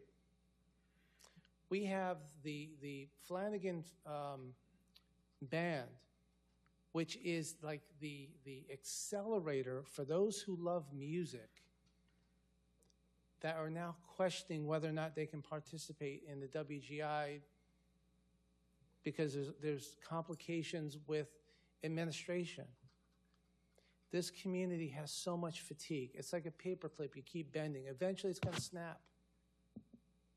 So I want to partner with the Broward County School Board. I want to advocate for Broward County schools. There's something happening downtown that's fundamentally not working. It's just not working. And when the advocacy for the $800 million bond, that bond passed because of Pembroke Pines. The largest percentage of votes came west of I-75. And now we're closing schools west of I-75 in Pembroke Pines. That to me is, it's the frustration that I have tonight are the voices of the parents that just talk to me about public education. I know we can do better. I want to help you do better. I want to stand by you and do better. But what we need to have is an adult conversation at the school board and stop all the workshops. Make a decision. The Broward County School Board members are elected to make decisions. Remember, you're their boss. Tell them how it's going to be. But what happens is the administration says, we'll just get through another 2 years and we'll have somebody else up there, and by the time they figure it out, we'll move on to the next one. So here's what the homeschool parents are telling me. Economics in this country are becoming very, very difficult. So they figured that if they don't want to put their kids through drills, putting them in a corner, getting under the desk and all that stuff, they can hire a high-performing retired Broward County School Board teacher for $60,000 or $80,000 a year, and they'll teach 10 kids, so it's only $8,000 a family. And you have all these incubators happening right here in the city, right here in Pembroke Pines. So they're not coming back. They're not coming to Pines Charter. They're not going to Somerset. They're not going to Broward County Schools. They are going to a very large room, and they have virtual school, and they can attend all the extracurricular activities. There is a large portion of Broward County that's happening. It's more in Parkland, Weston, but Pembroke Pines is impacted. The threat that may come up in November, a potential more homestead exemptions and ripping dollars away from public education is a national thing. I agree, colleagues. It is national. Okay, but Florida seems to be the face of everything that you can attack public education. It's happening here. I just saw an article, Mr. Dodge, yesterday, that if the proposed homestead exemption goes up, the city of Pembroke Pines is going to lose something like $30 to $50 million in millage. I have no idea how that's going to impact Broward County schools, but I can tell you. It won't. It exempts the schools. In its current form, who knows what's going to happen. Board Member Thompson and Bowman, Dr. Wanza, I am with you. Okay, all right. I'm with you. I invited the entire school board back in November, early December. Our parents need direct communication. Surveys, please share it with us. Ask Mr. Dodge, you can have, I can't speak for him, but you can have any facility on this campus. If you need a large room, we have 3,500 seats. We can make it work. We have to make it work. Public schools define what communities are. And we are a public school community, and we have to continue. We have to lead. While we don't make the decisions on your side of the table, you don't make, and vice versa. None of us want to provide any misinformation or optics that could lead to. So Mayor's been, we've been in the 164s, the Supreme Court, the whole 9 yards. I'm done with all that. I don't want that. What I want is a partner that's looking out for the community. Thank you, Mayor. Thank you very much. Commissioner Sorry, Wood? I need to make a clarification because, and maybe you didn't mean it this way, the communication has been there. I believe they each, because I've seen Dr. Wanza and I've seen the school board members at every single meeting. I believe School Board Member Thompson, how many school-based meetings regarding redefining did you have? So I had 12 community meetings and I had 2 virtual meetings. Altogether, I've spoken to over 2,000 residents about District 2 in particular. I want to make it exceptionally clear that the school board, to the best of their abilities, and we can always work on being better. We can always do that. We have to work on our communication as well in getting out the word to our community. But the school board and I don't even have kids there, but I got notifications as to what these events were. I saw it on social media. I attended, I believe, most of the meetings. I did miss 1 or 2 when I was off to my wedding, but I did attend these meetings. And the partnership goes both ways. When they have meetings and we're not there, there was one that none of us showed up, and I had the excuse, I was in Colombia, but none of us showed up to that Walter C. meeting. And then we had staff, so thanks to Jonathan Bonilla for attending.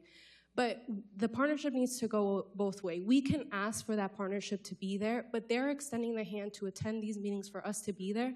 And I know that I've seen others on this dais be there as well, but that partnership needs to go both ways. And while we can say that communication can get better, it's been more than any of the other districts have had, maybe because it was impacted the most, but I don't believe, and sorry, Maura, if you had done these meetings and I'm not aware, but no one else held personal school meetings to my knowledge. And so it's really important for us to, yes, work on the communication, but to say that there wasn't, or that there wasn't a good baseline, I don't believe that's correct. So that's all the complete opposite. Thank you, Commissioner. So Hold on. Folks, we have a long agenda. It's just Commissioner Good has not spoken yet. just for clarification for the commission. Go ahead. I don't want to focus on 2 schools or 3 schools within a confined geographic area. I have friends of mine, I have teachers that I work with who want to become Broward County School Board teachers, and now there's a hiring freeze. They are looking elsewhere. Okay, the talent that wants to come and be a career with Broward County Schools, they're moving on. This is a much larger issue than a boundary of Walter C. Young. Indeed it is. And, Thank you, Commissioner. and I need to look at this globally, and I am a global partner. I'm not just interested in. I would love to have Pembroke a Pines. phone call, since I know you guys have a long agenda, but Thank you. we can set it up this week or next. Thank you I'll very text you. much. Commissioner Good. Thank you, Mr. Mayor. And that'll end our discussion after that. So I just want to say to Board Member Thompson and Board Member Bullman, I honestly believe that you two probably have one of the hardest constitutional offices in all of Broward County. And it's amazing the complexities of the issues that you have to deal with on a regular basis. And I know that you probably get very little breathing room. And so prayers for you both in that regard. And I just want to respond to something that Dr. Wanza had made reference to. So a lot of communication has been about these schools and, the transition of, how you're going to move students around in order to balance out, the many different things that you need to balance. And then there's the afterthought of, what are we going to do with the facility once we make this decision to transition folks? And so the conversation that was heard was, a lot of conversations happening with the city manager in regards to the school out west. I'm sorry, I just missed that. Panther Run. Panther Run. The potential out there, which is great, and then Lakeside, I think, too, you were talking about, right? Pine Lake. Because that's close to our senior center, et cetera. But I didn't hear anything about Palm Cove other than we are looking at opportunities for other type of partnerships that are not necessarily school-based, but, you know, Community-based, providing right. other kinds of services, which sounds really good.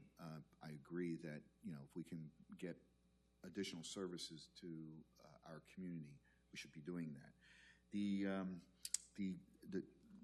The element that I'm thinking of when I'm hearing all this is, okay, so what is the process for that type of development? You know, because I'm sitting here going, I'm going to have a facility that's going to be empty, and thank you for saying that we're not going to have empty school or empty buildings, but I am going to be fielding those questions that are not necessarily school related, but they're going to be like, well, what's going to come here next?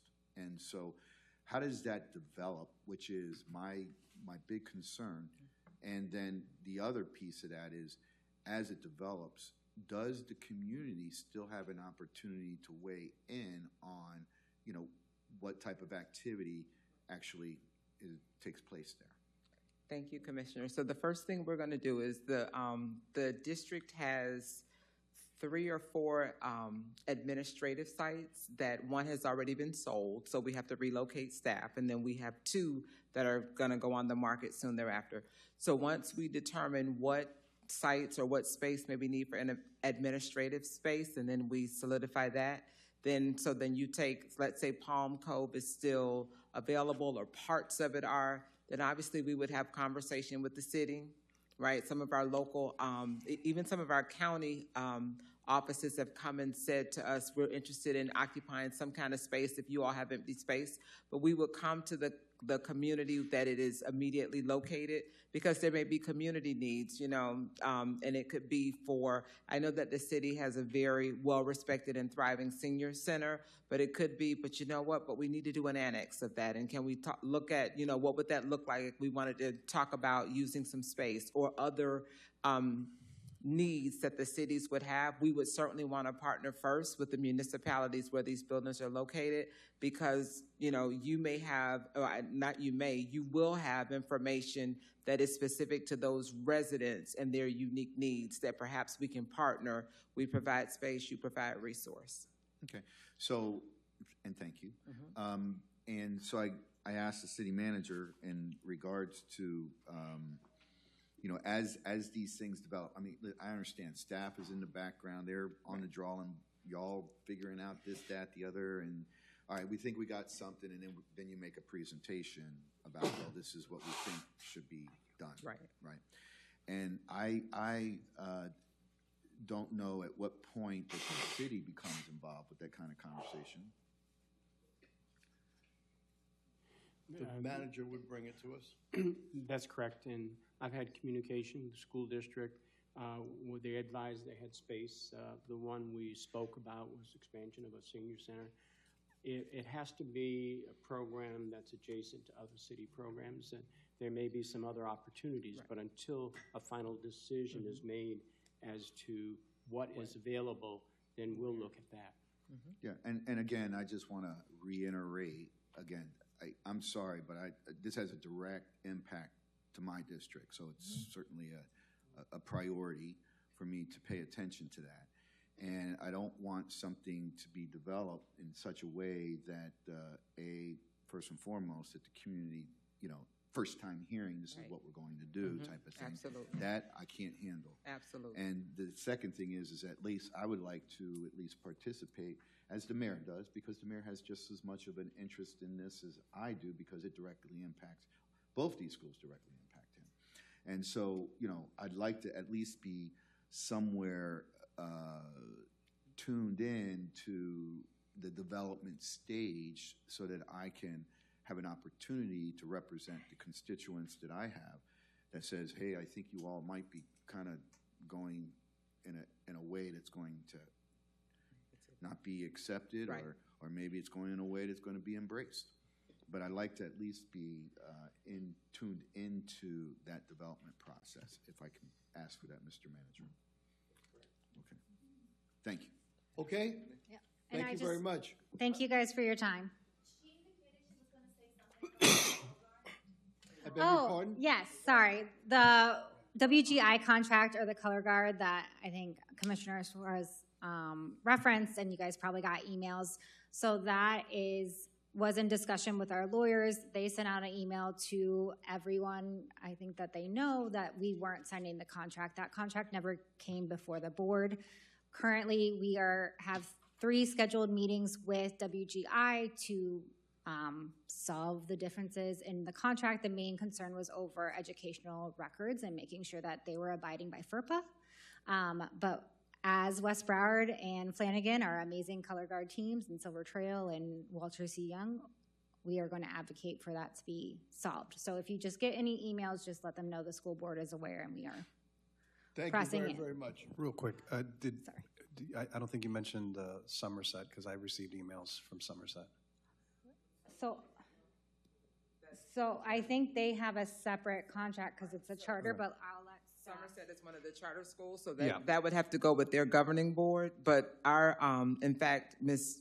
Thompson and Ms. Bowman were being nice. What the conversation that happened at yesterday's board workshop was the agreement would be settled so it can come to the board on February 10th, which is next week, which is what pretty much the direction the board gave its general counsel as it relates to that contract. But Somerset is something that's outside of our purview because they have their governing board, which is separate and apart, as you know. Right, from the school obviously. district. Okay. I'll have to get with you because I'm receiving emails about that. Thank you very Me much, too. and we'll Thank leave you. it there. And I want to thank you all for your information and for your participation. Thank you so very, very much. No, not at all. Thank you so very, very much. Okay. The next item.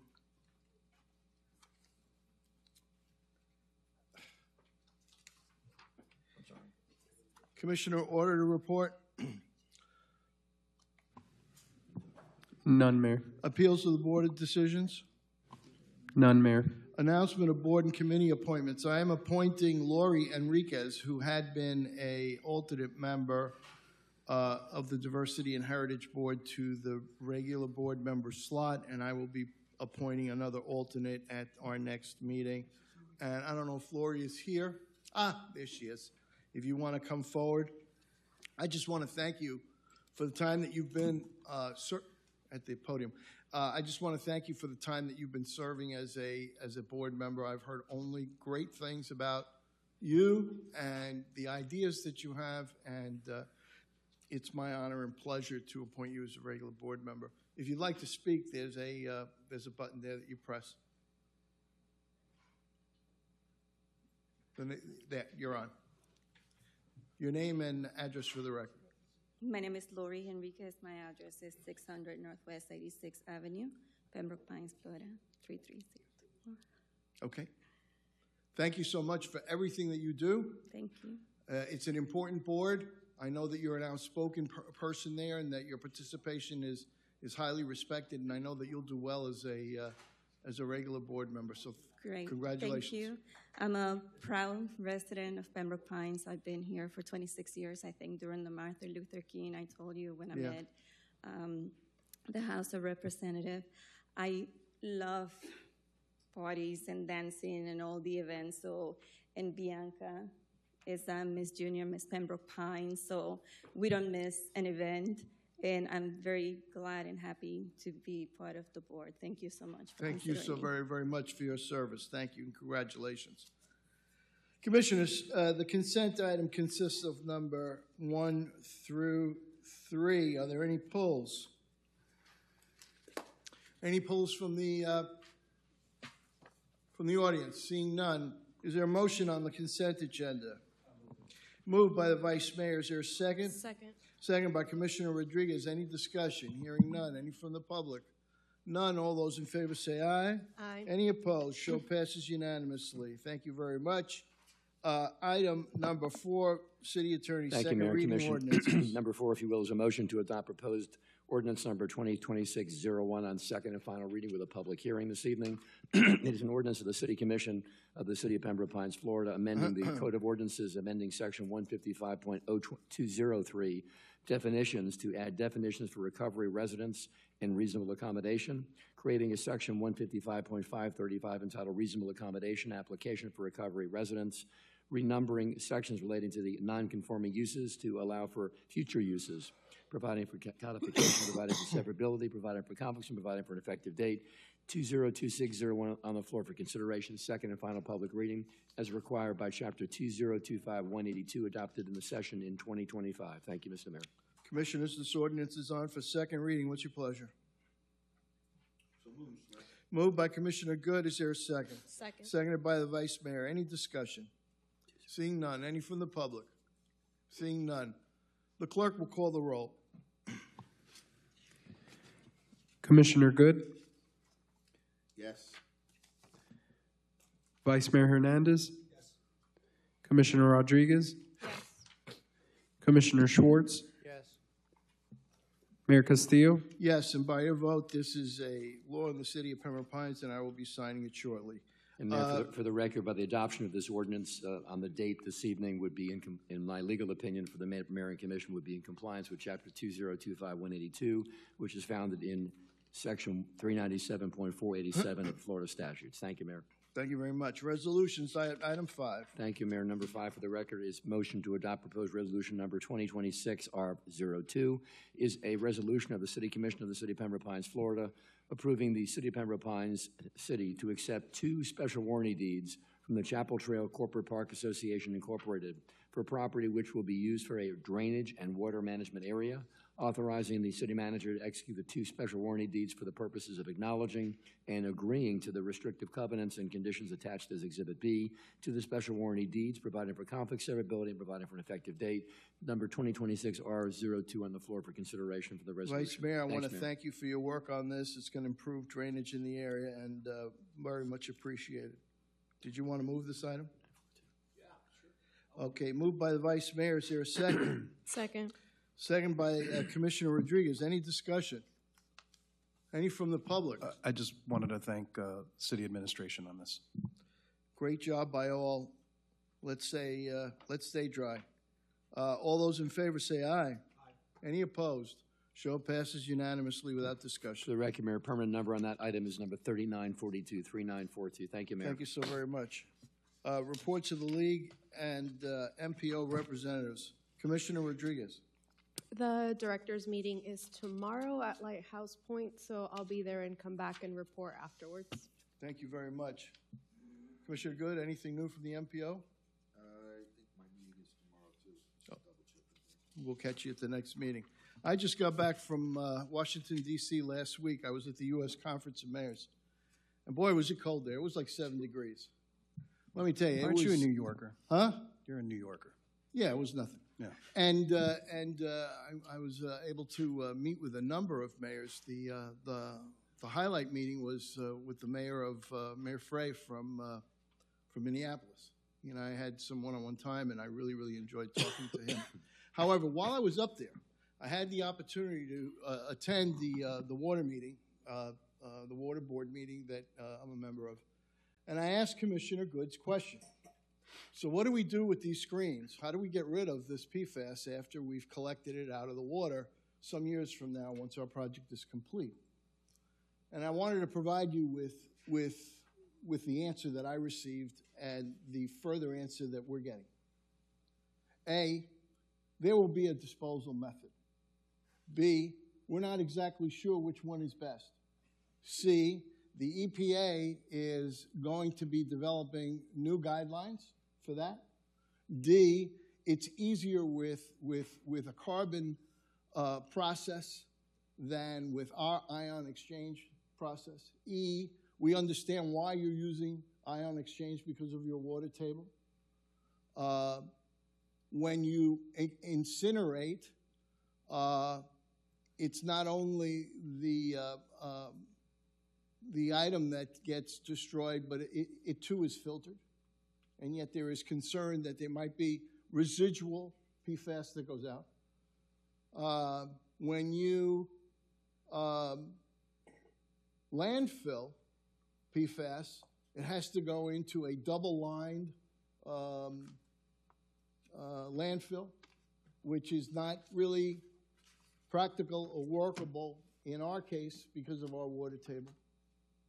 And yet there are companies that specialize in the disposal of this material. And we have begun the search for best practices even as we get ready to build this new facility. So, as discomforting as it sometimes is that we don't have a direct answer to the question, the answer is we will have an answer to that question because it's going to have to be disposed of. And it's going to have to be disposed of in an environmentally safe manner. This is a concern that every water utility that is making the effort to screen their water of PFAS is going to have to deal with. I was talking to one mayor from Tennessee. They hardly have any PFAS there. So they're not screening for it in his particular area. I spoke to others in New Jersey. They're loaded with it. Of course, it's Jersey.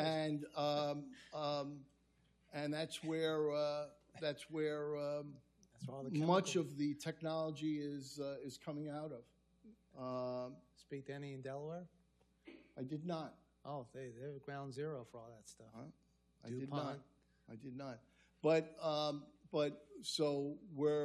want to commend Commissioner Good for bringing the question up early because it's going to be an important one for us to figure out. We have some answers. The answers aren't complete, but they're going to need to be complete by the time we get there because the last thing we're going to do is take it out of the water and then release it back into the ground again, or the air. So there's going to have to be a better answer than that, and staff are aware of that. Mr. Manager, did you want to add anything to that conversation? No, Mayor, based on our conversation with our engineering consultant, Hayes and when Sawyer. we bring back an RFP, this provision will be included within it. Mary, did you get a sense of ion or carbon, like hearing the discussion did you get a general feeling of if we had to make that decision today? I mean, well, the I decision guess will be made the when one the blessing is we engineer don't have comes to back consult and with the stuff, right? But recommendation. imagine if they had been done already and we were already in process. You know what I'm saying? So do you have a general sense of ion? Well, nobody's done ion or carbon? Do you have is it a coin flip at this point? I'm not capable of making that decision. That's an engineering decision that falls to the people who have studied for a long time.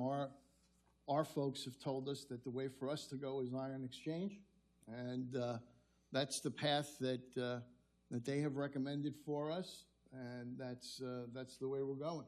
And no matter what path you take, you're going to have the ability to get rid of this material once you screen it out of the water. And so EPA has to do their job, and everyone else has to do theirs. We have time to develop this. People were very, very complimentary of the city of Pembroke Pines, how proactively we're going at this. There are a lot of cities in America, I won't name any, but there are a lot of cities in America that are still sort of paralyzed in the face of this because they just don't have the money or the means or clue of how to get their arms around it. Did you find the discussion to be nonpartisan? Completely. That's good. I mean, that's good to hear. I mean, the great thing about the U.S. Conference of Mayors, Commissioner, not the conference, the discussion about the disposal? EPA, yeah. Even more so.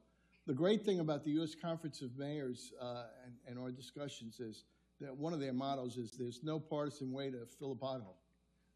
We meet as mayors knowing that each has their own point of view, and we develop an agenda, and we defend that agenda, and it is a bipartisan agenda, and the words Republican and Democrat are hardly even spoken at those conferences. It's a truly wonderful experience to go up there and spend time with our nation's leaders. The other things that I would mention is AI. If I heard it once, I heard it 1,000 times, Their feeling is there will be two types of cities, even as short as 5 years from now. The cities who got involved in AI early and took advantage of the opportunity, and those that wish they had. It's just that simple. It's that powerful, and the feeling is that government will lead the way with AI and technology because it needs to. And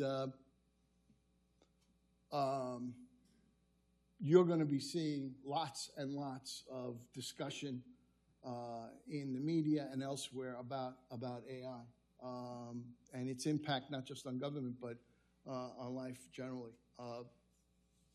It's just about all they talked about, and there was one application of use of AI after another, with all kinds of amazing governmental impacts, vastly improving customer service, vastly improving the ability to answer hard questions, vastly improving processing, vastly improving cost benefit. It was a marvel to see. AI was a big theme there. Affordability of housing, huge issue everywhere in the United States, to the point where this whole NIMBY business that we sometimes run into was actually laughed at as irrelevant by a large number of mayors in the states. We don't even have time for that foolishness anymore. That's how serious the need and the energy is for affordability in housing. It was everywhere. And the last issue that was discussed up there with a great deal of interest was immigration. And what some cities feel, and this was the point of view that was shared by the mayor in Minnesota, that he felt that he was invaded by the federal government without his approval and without the consent of his people or the consent of his state. And that the barriers that are being crossed in the name of sovereign immunity, clashing with the Fourth Amendment, clashing with the 10th Amendment, clashing with all different kinds of other standards and so forth, is a huge, huge problem. And how mayors and city commissions are pretty much in the only position nationally to help make sense of it. It was a phenomenal experience. And just when you thought you couldn't take anything more, you opened the door to the hotel and it was 7 degrees. And you were almost thankful that the sensation of the cold drove that back home. It was a very busy meeting.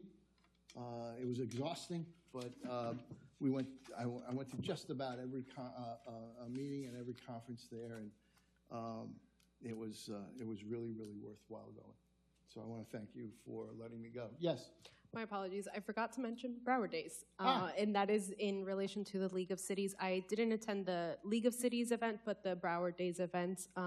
It was at the same time as it was roughly. So I had to choose one or the other, and I went to D.C. So for Broward Days, obviously, just like AI was a large conversation over at yours, property taxes was obviously top of mind for a lot of people. There was a lot of conversations about how it may impact a lot of our businesses, obviously our residents, obviously the city leadership. And I think one takeaway that's most important is that we really need to get communication out there. And I know our communications team is working on it currently. Communication as to what your taxpayer dollars actually do here in the city before any of these amendments and bills go into play. The best they could give us is that they are not sure as to what is going to come up, because while there's been 3 bills pushed by the House, there has been no companion bill on the Senate side as of when I was there last week. And so it's important for us to kind of keep an eye out, work with our lobbyists to see any more information. I attended a meeting regarding for intergovernmental positions for the counties, and they were able to give a more in-depth conversation about these topics, but even they who attend all the committee meetings and everything, and they're entrenched in that 24/7, they also don't know. So I think we need to kind of keep an eye out as to what's going to happen since there hasn't been any companion bills. It seems as though the Senate is being a lot more reasonable about this. And while we all want the city of Pembroke Pines and the state of Florida to be more affordable, the consensus, at least of the leadership that was there at Broward Days, that property taxes is not the way to go, and that local control of those property taxes is best. So we just keep an eye out for that. But what we can currently do is do our best in our private spaces and as well through the city to be able to educate our residents as to what these taxes do for them, so that when they are prompted the question later down in November, they're very knowledgeable about what the consequences might be. Yeah, I want to thank you for that. And I've been having conversations with City Manager Dodge, and I hope this meets with the commission's approval. Before there is a ballot question voted on, and the state rules that don't apply to the state but apply to us kick in terms of advocacy and so forth. By the way, I have absolutely no interest in advocacy. I simply want to put out information about potential impacts. I've asked the city manager to work with finance to put together several scenarios of what we look like now and how we're using property tax now, and what the impact will be, assuming there's no additional revenue, which I haven't seen discussed in any other bill, in the other proposal that's coming forward on property tax. What will the difference be? I read on Twitter that the CFO Ngolia, who's from Queens, so how bad could he be? How could you not like a guy from Queens, right? But he said if there's a mayor in Florida who says that he doesn't know how they're going to pay for police or fire or anything else, you tell them to call me. So I may call because I'm not sure how we're going to do it if there isn't a new revenue source. Interestingly, they didn't choose to come to us with the DOGE report, which was just distributed today. I want to thank the city manager for distributing the DOGE report.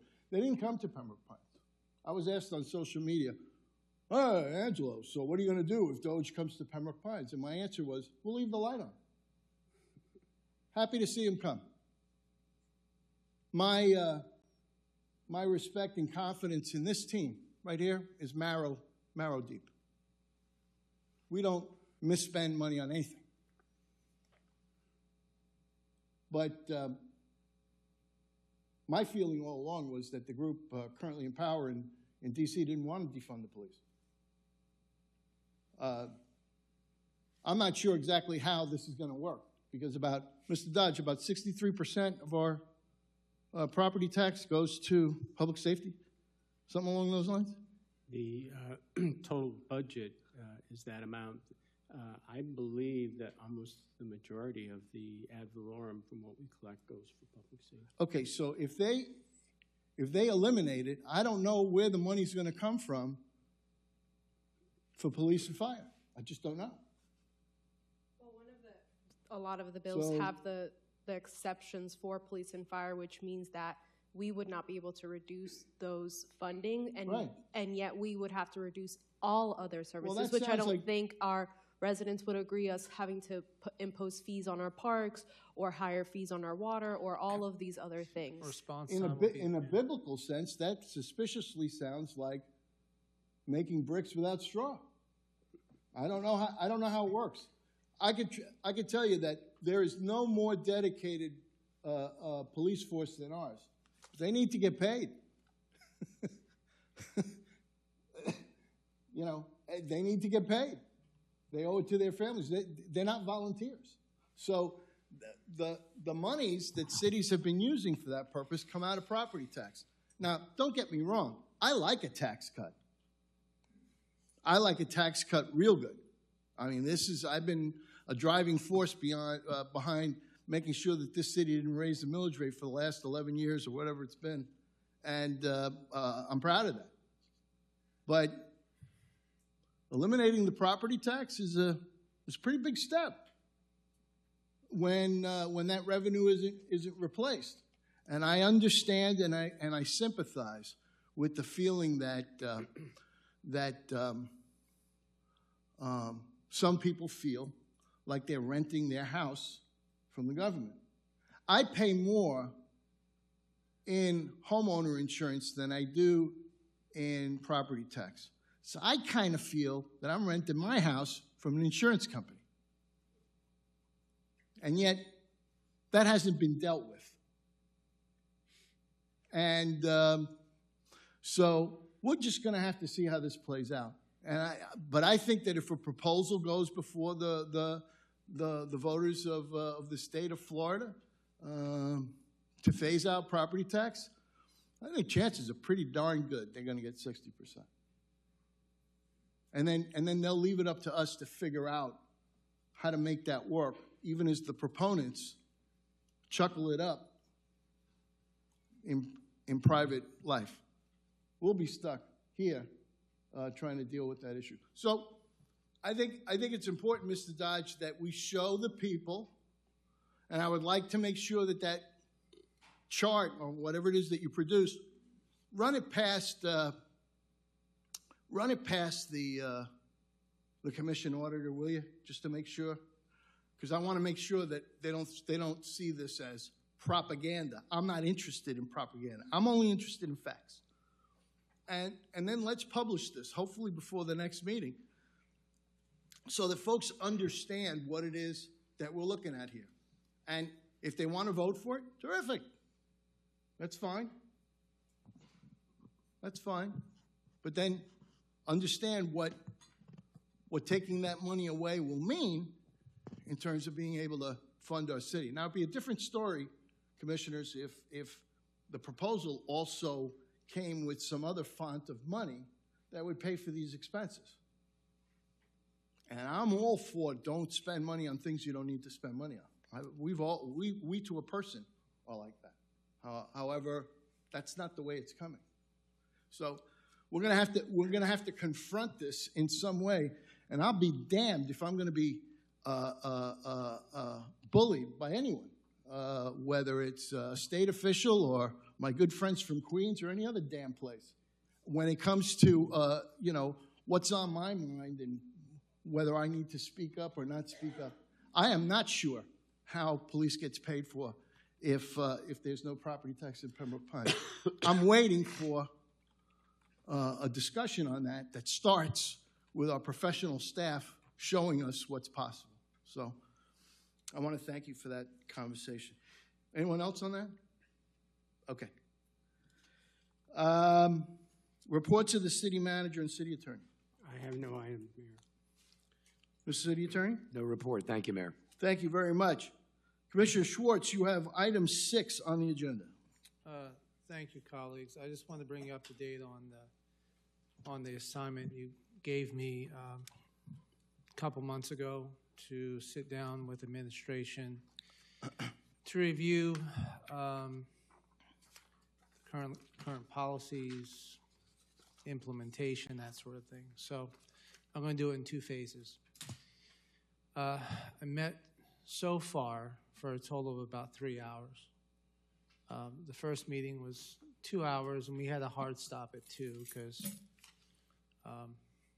heck, a lot of times we won't be out of here in 2 hours. So 2 hours was a good pace. And I want to thank staff. Chief Argus, I want to thank your openness, your support to allow code enforcement to be a unit that is self-sufficient. And at the first meeting, Mr. Dodge was not in attendance. However, it was a robust discussion that included some history, where we've been, where we're going.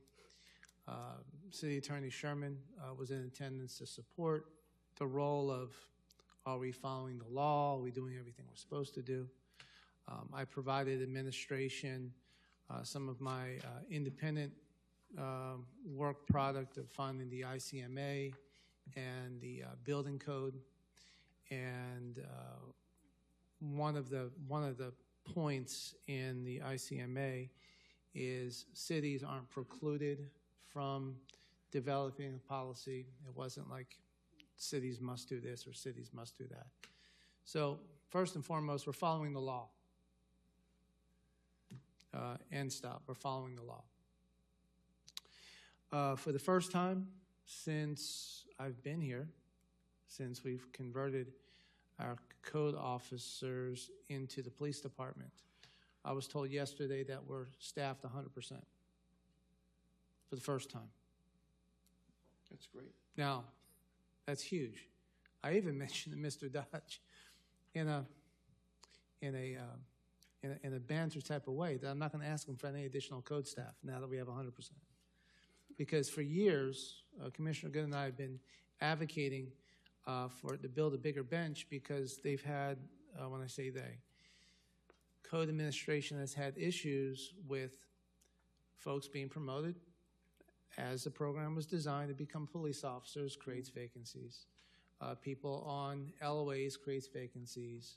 The time it takes 6 months to get someone certified, there's vacancies. But I was told yesterday that we are now at 100%, which is fantastic. So that means that the budget that we passed 2 years ago that has code officers split with a certain percentage in certain parts of the city may actually happen now, because we've been funding it, but they haven't been on the boots on the ground. I discussed, Commissioner Good, the importance of code enforcement on the east side of the city, not having HOA organizations that can look out for everyone in the neighborhood. So while you weren't physically in the room, I was advocating for the things that you and I have been advocating for the last 8 years we've been working together. So we, I believe, still have an opportunity to allow this 100% team to get moving forward a little bit, to allow them to be able to provide enhanced customer service, maybe be even a little bit more proactive and not as reactionary. So at this point, I think we're in a wait and see mode. They are open, administration is open to get direction. I apologize, Commissioner, I want to have my back to you. Open for us to provide policy if necessary. We discussed SeeClickFix, our favorite app. It's changed, but it's still not, I don't know how it plugs and plays. So we spoke about educating the public again on the best way to do outreach. We discussed some of the weaknesses of code enforcement at no fault of theirs, and that's the you can't be anonymous anymore with the state law. So, and I reiterated that if someone wants to be anonymous, you can put my name on it and I'll take the hit. 80% of all of our initial, statistically now, we're going back a period of at least 5 years, 80% of all complaints get resolved without further action. But did you know that the city is spending money on postage and stamps and labor to mail out courtesy notices that were stuck on the door? I'm not finding that too efficient, and quite frankly, I think that we have an opportunity. I discussed with administration to, along with the city attorney, He said it's not necessary. It's just something that they've been doing for years. So let's say there's tall grass. Post-it note gets on the door, hey, cut your grass, you have a week. Then they mail a letter. With the new post office, by the time they cut the grass, they haven't gotten the letter yet in the mail. So should we be spending that time, effort, and money on that? Now, this is a discussion with the five of us, if this is something that we want to provide them guidance to continue that process, or to do it in a limited way if it's going to be a 30-day notice versus a shorter period of time. Because up until the point that they've been 100%, we now have 100%, according to what I was told yesterday, because we have code officers who are just being buried in paperwork. There's no incentive from a human nature standpoint to go out and create more work for yourself if you've got enough to do. So for years, I've discussed here publicly and encouraged Mr. Dodge to consider case managers to lessen the workload of that code officer going out. There are there's some pride. If they give out the courtesy notice, they want to follow up on it. I get that. But if you're not working at 100%, at some point you're going to get consumed by your own weight. The thing that I am hearing is, well, let me take a step back. Administration was, I requested that the administration go out and speak to every code director countywide. Let's compare notes. Let's compare the paperwork. How are we different than anybody else? So of the 30 cities, 5 were looked at. South County only. I'm not thrilled with that. I think there could have been a little bit more effort in that area. However, I was told without any paperwork other than this is what we did, so I'm just taking their word for it, that we are dead even with everybody on everything except our fines are a little bit higher at $250 instead of $100. So my constituents, they're not happy about that response. We are Pembroke Pines, not another city. So the question, and it's not to be answered tonight, is are we okay as a board, the way that things are right now, or are we going to seek better? I know, and I'm going to wrap this up because I would like to have some feedback, but I want to give administration, now that they're 100% filled, the opportunity to excel. Maybe it was just that he's been running short. Maybe that's been the issue this whole time. There was one other. There's been one significant change. And when I was told about it, it really brought me back to a time where I was concerned about officer safety and 911 and red flagging. When I heard what the change is going to be, and I'm going to be very, Chief Vargas, I'm not going to say much more about it, but they're implementing a process that will keep our code officers as safe as police officers. And I think that's a good thing, because an individual in uniform is an individual in uniform, and the public may not see the difference. So the police department, and I want you to get with Chief Vargas about that, what they're going to do, that will keep our code officers safer. And that was the biggest takeaway from yesterday's meeting, is that is the one enhancement that I fully embrace.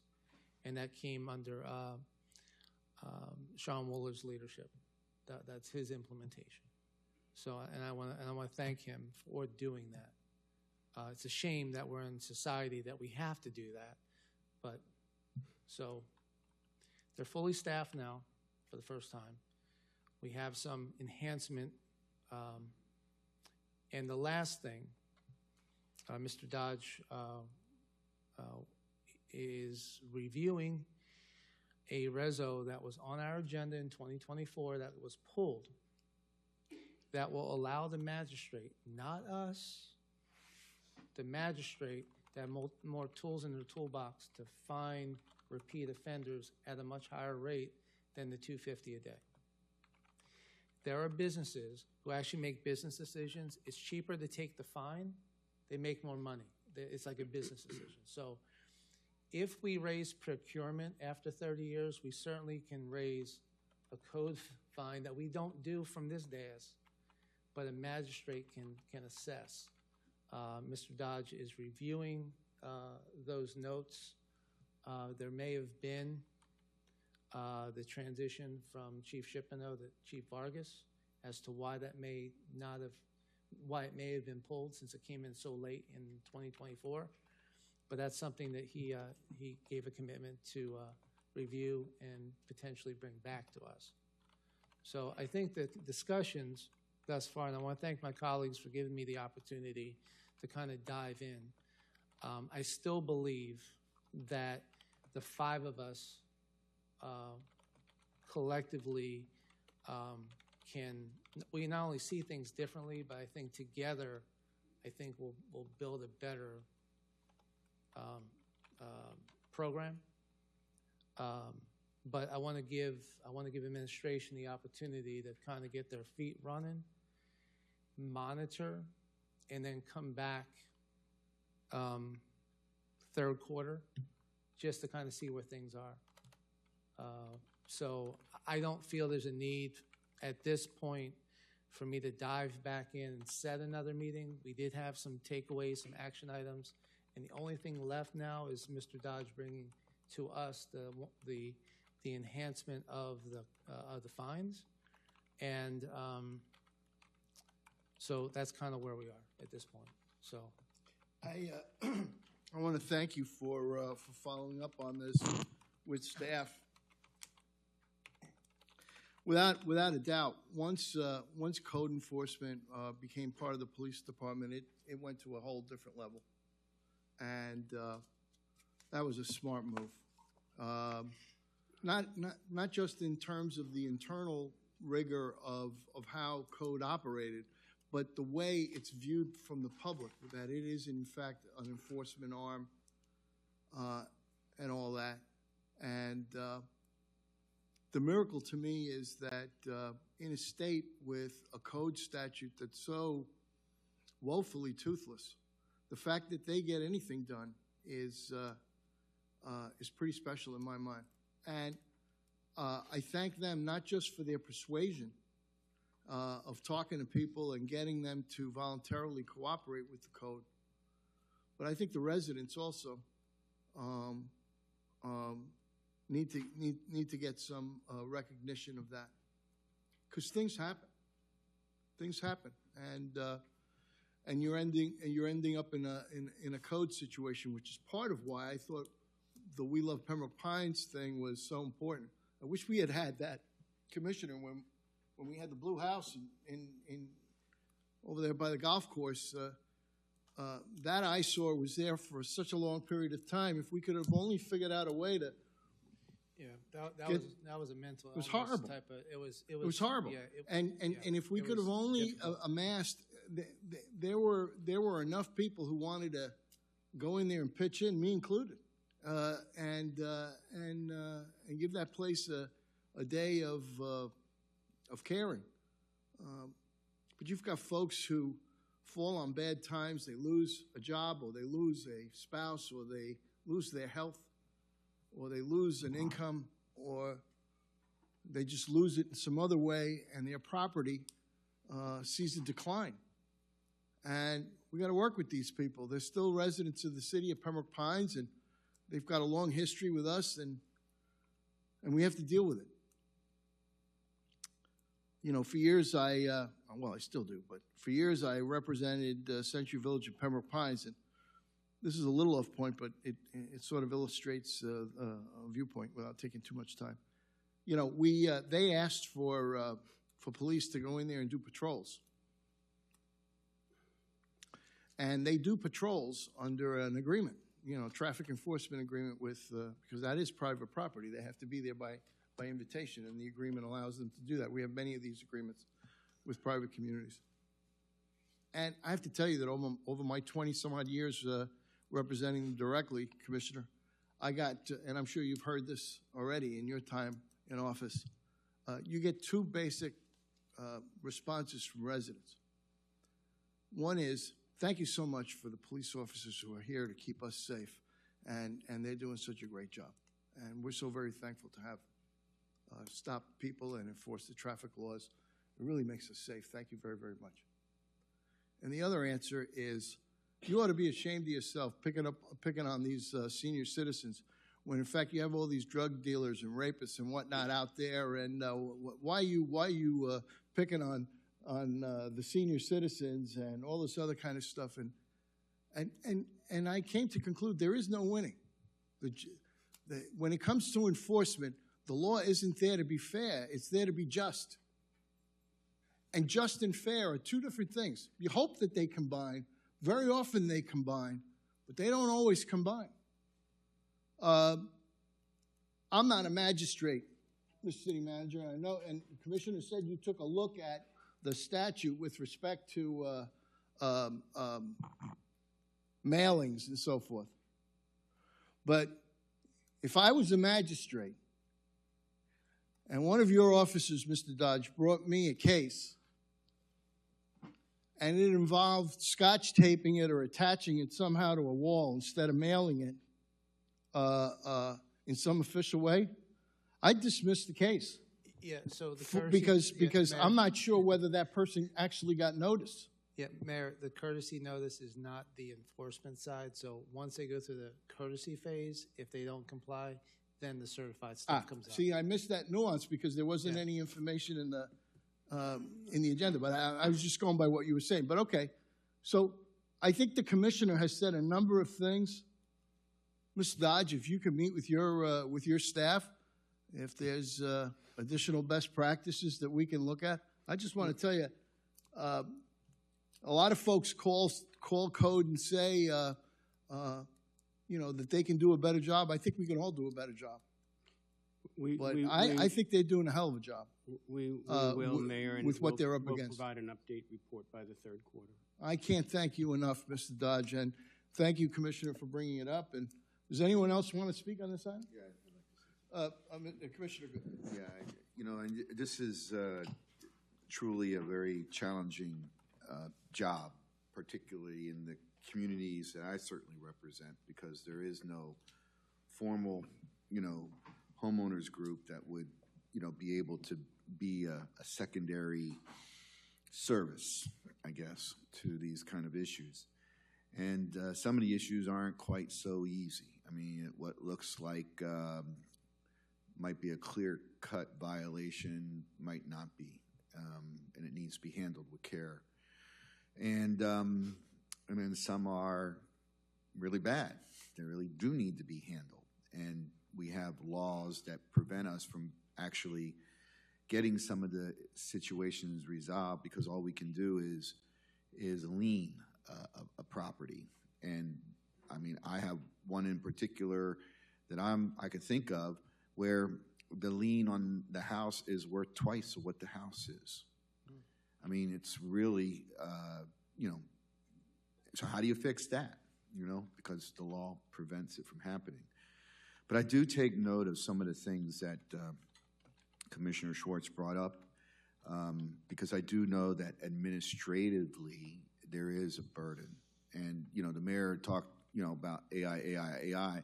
I don't know if there's an ability to apply AI to at least relieve some of the administrative responsibilities to keep the code officer in the office behind a computer instead of, out interacting with the community. The other thing too is just, the public doesn't know sometimes whether code's doing their job, because there might be a citation or something's going on, and they don't know. There's no tag that goes to the house saying, "Hey, we've been here. We're working on the problem." They got to be able to access information, and we have I believe that we have the ability, if somebody wanted to take the time to get online and navigate, they may be able to find an address and know what it is. But my feedback from residents is that that's still kind of not quite an easy task to do. And but it is probably one of the biggest things that can probably help me as the commissioner who receives the venting of what they believe is inactivity. And I don't know if there's a way to, Mr. Manager, in your report, if there's a way to incorporate some sort of easy format for properties that are under, some sort of action by code. Because I will tell you, that would really reduce because when I have to deal with a resident, I have to get over first that something's being done before I even get to the second layer of, why maybe it's not getting done. So certainly I appreciate the effort. Commissioner Schwartz, you're right. This, code is a frequent conversation for me. I do advocate for the code officers because I do recognize that, there are circumstances and things going on that are just not so apparent. And I understand the difficulties for sure. But I think there needs to be a way to let people know, what they are doing and where they're doing it, and maybe that will take off a little of the edge as well. Thank you. Thank you. Vice Mayor? I motion to close. That's my only comment. Thank you. Commissioner Rodriguez? Anything more on this, Commissioner? No. On the 25th of this month, I'm hosting a town hall here in Chambers. It's a Wednesday night, 6:30. I'll be working with the administration on getting the social media stuff out. Other than that, again, I want. Topic? I'm formulating the messaging so it's clear and concise. But we have, again, I want to thank my colleagues for allowing me to work on this. And I know, I'm confident that because of these discussions, the needle's going to be moved, and I look forward to, as Commissioner Good said, somewhere we can make it a little bit easier for the residents to know that there's a property that they're seeing that action is being taken. The system's still a little wonky. Maybe EAI is the best way to fix that. But that's all I have for tonight. Mayor. All right. Anything else? Mr. Dodge, anything else? City Attorney? All right. Thank you all for your participation, and we'll see you next time. Meeting's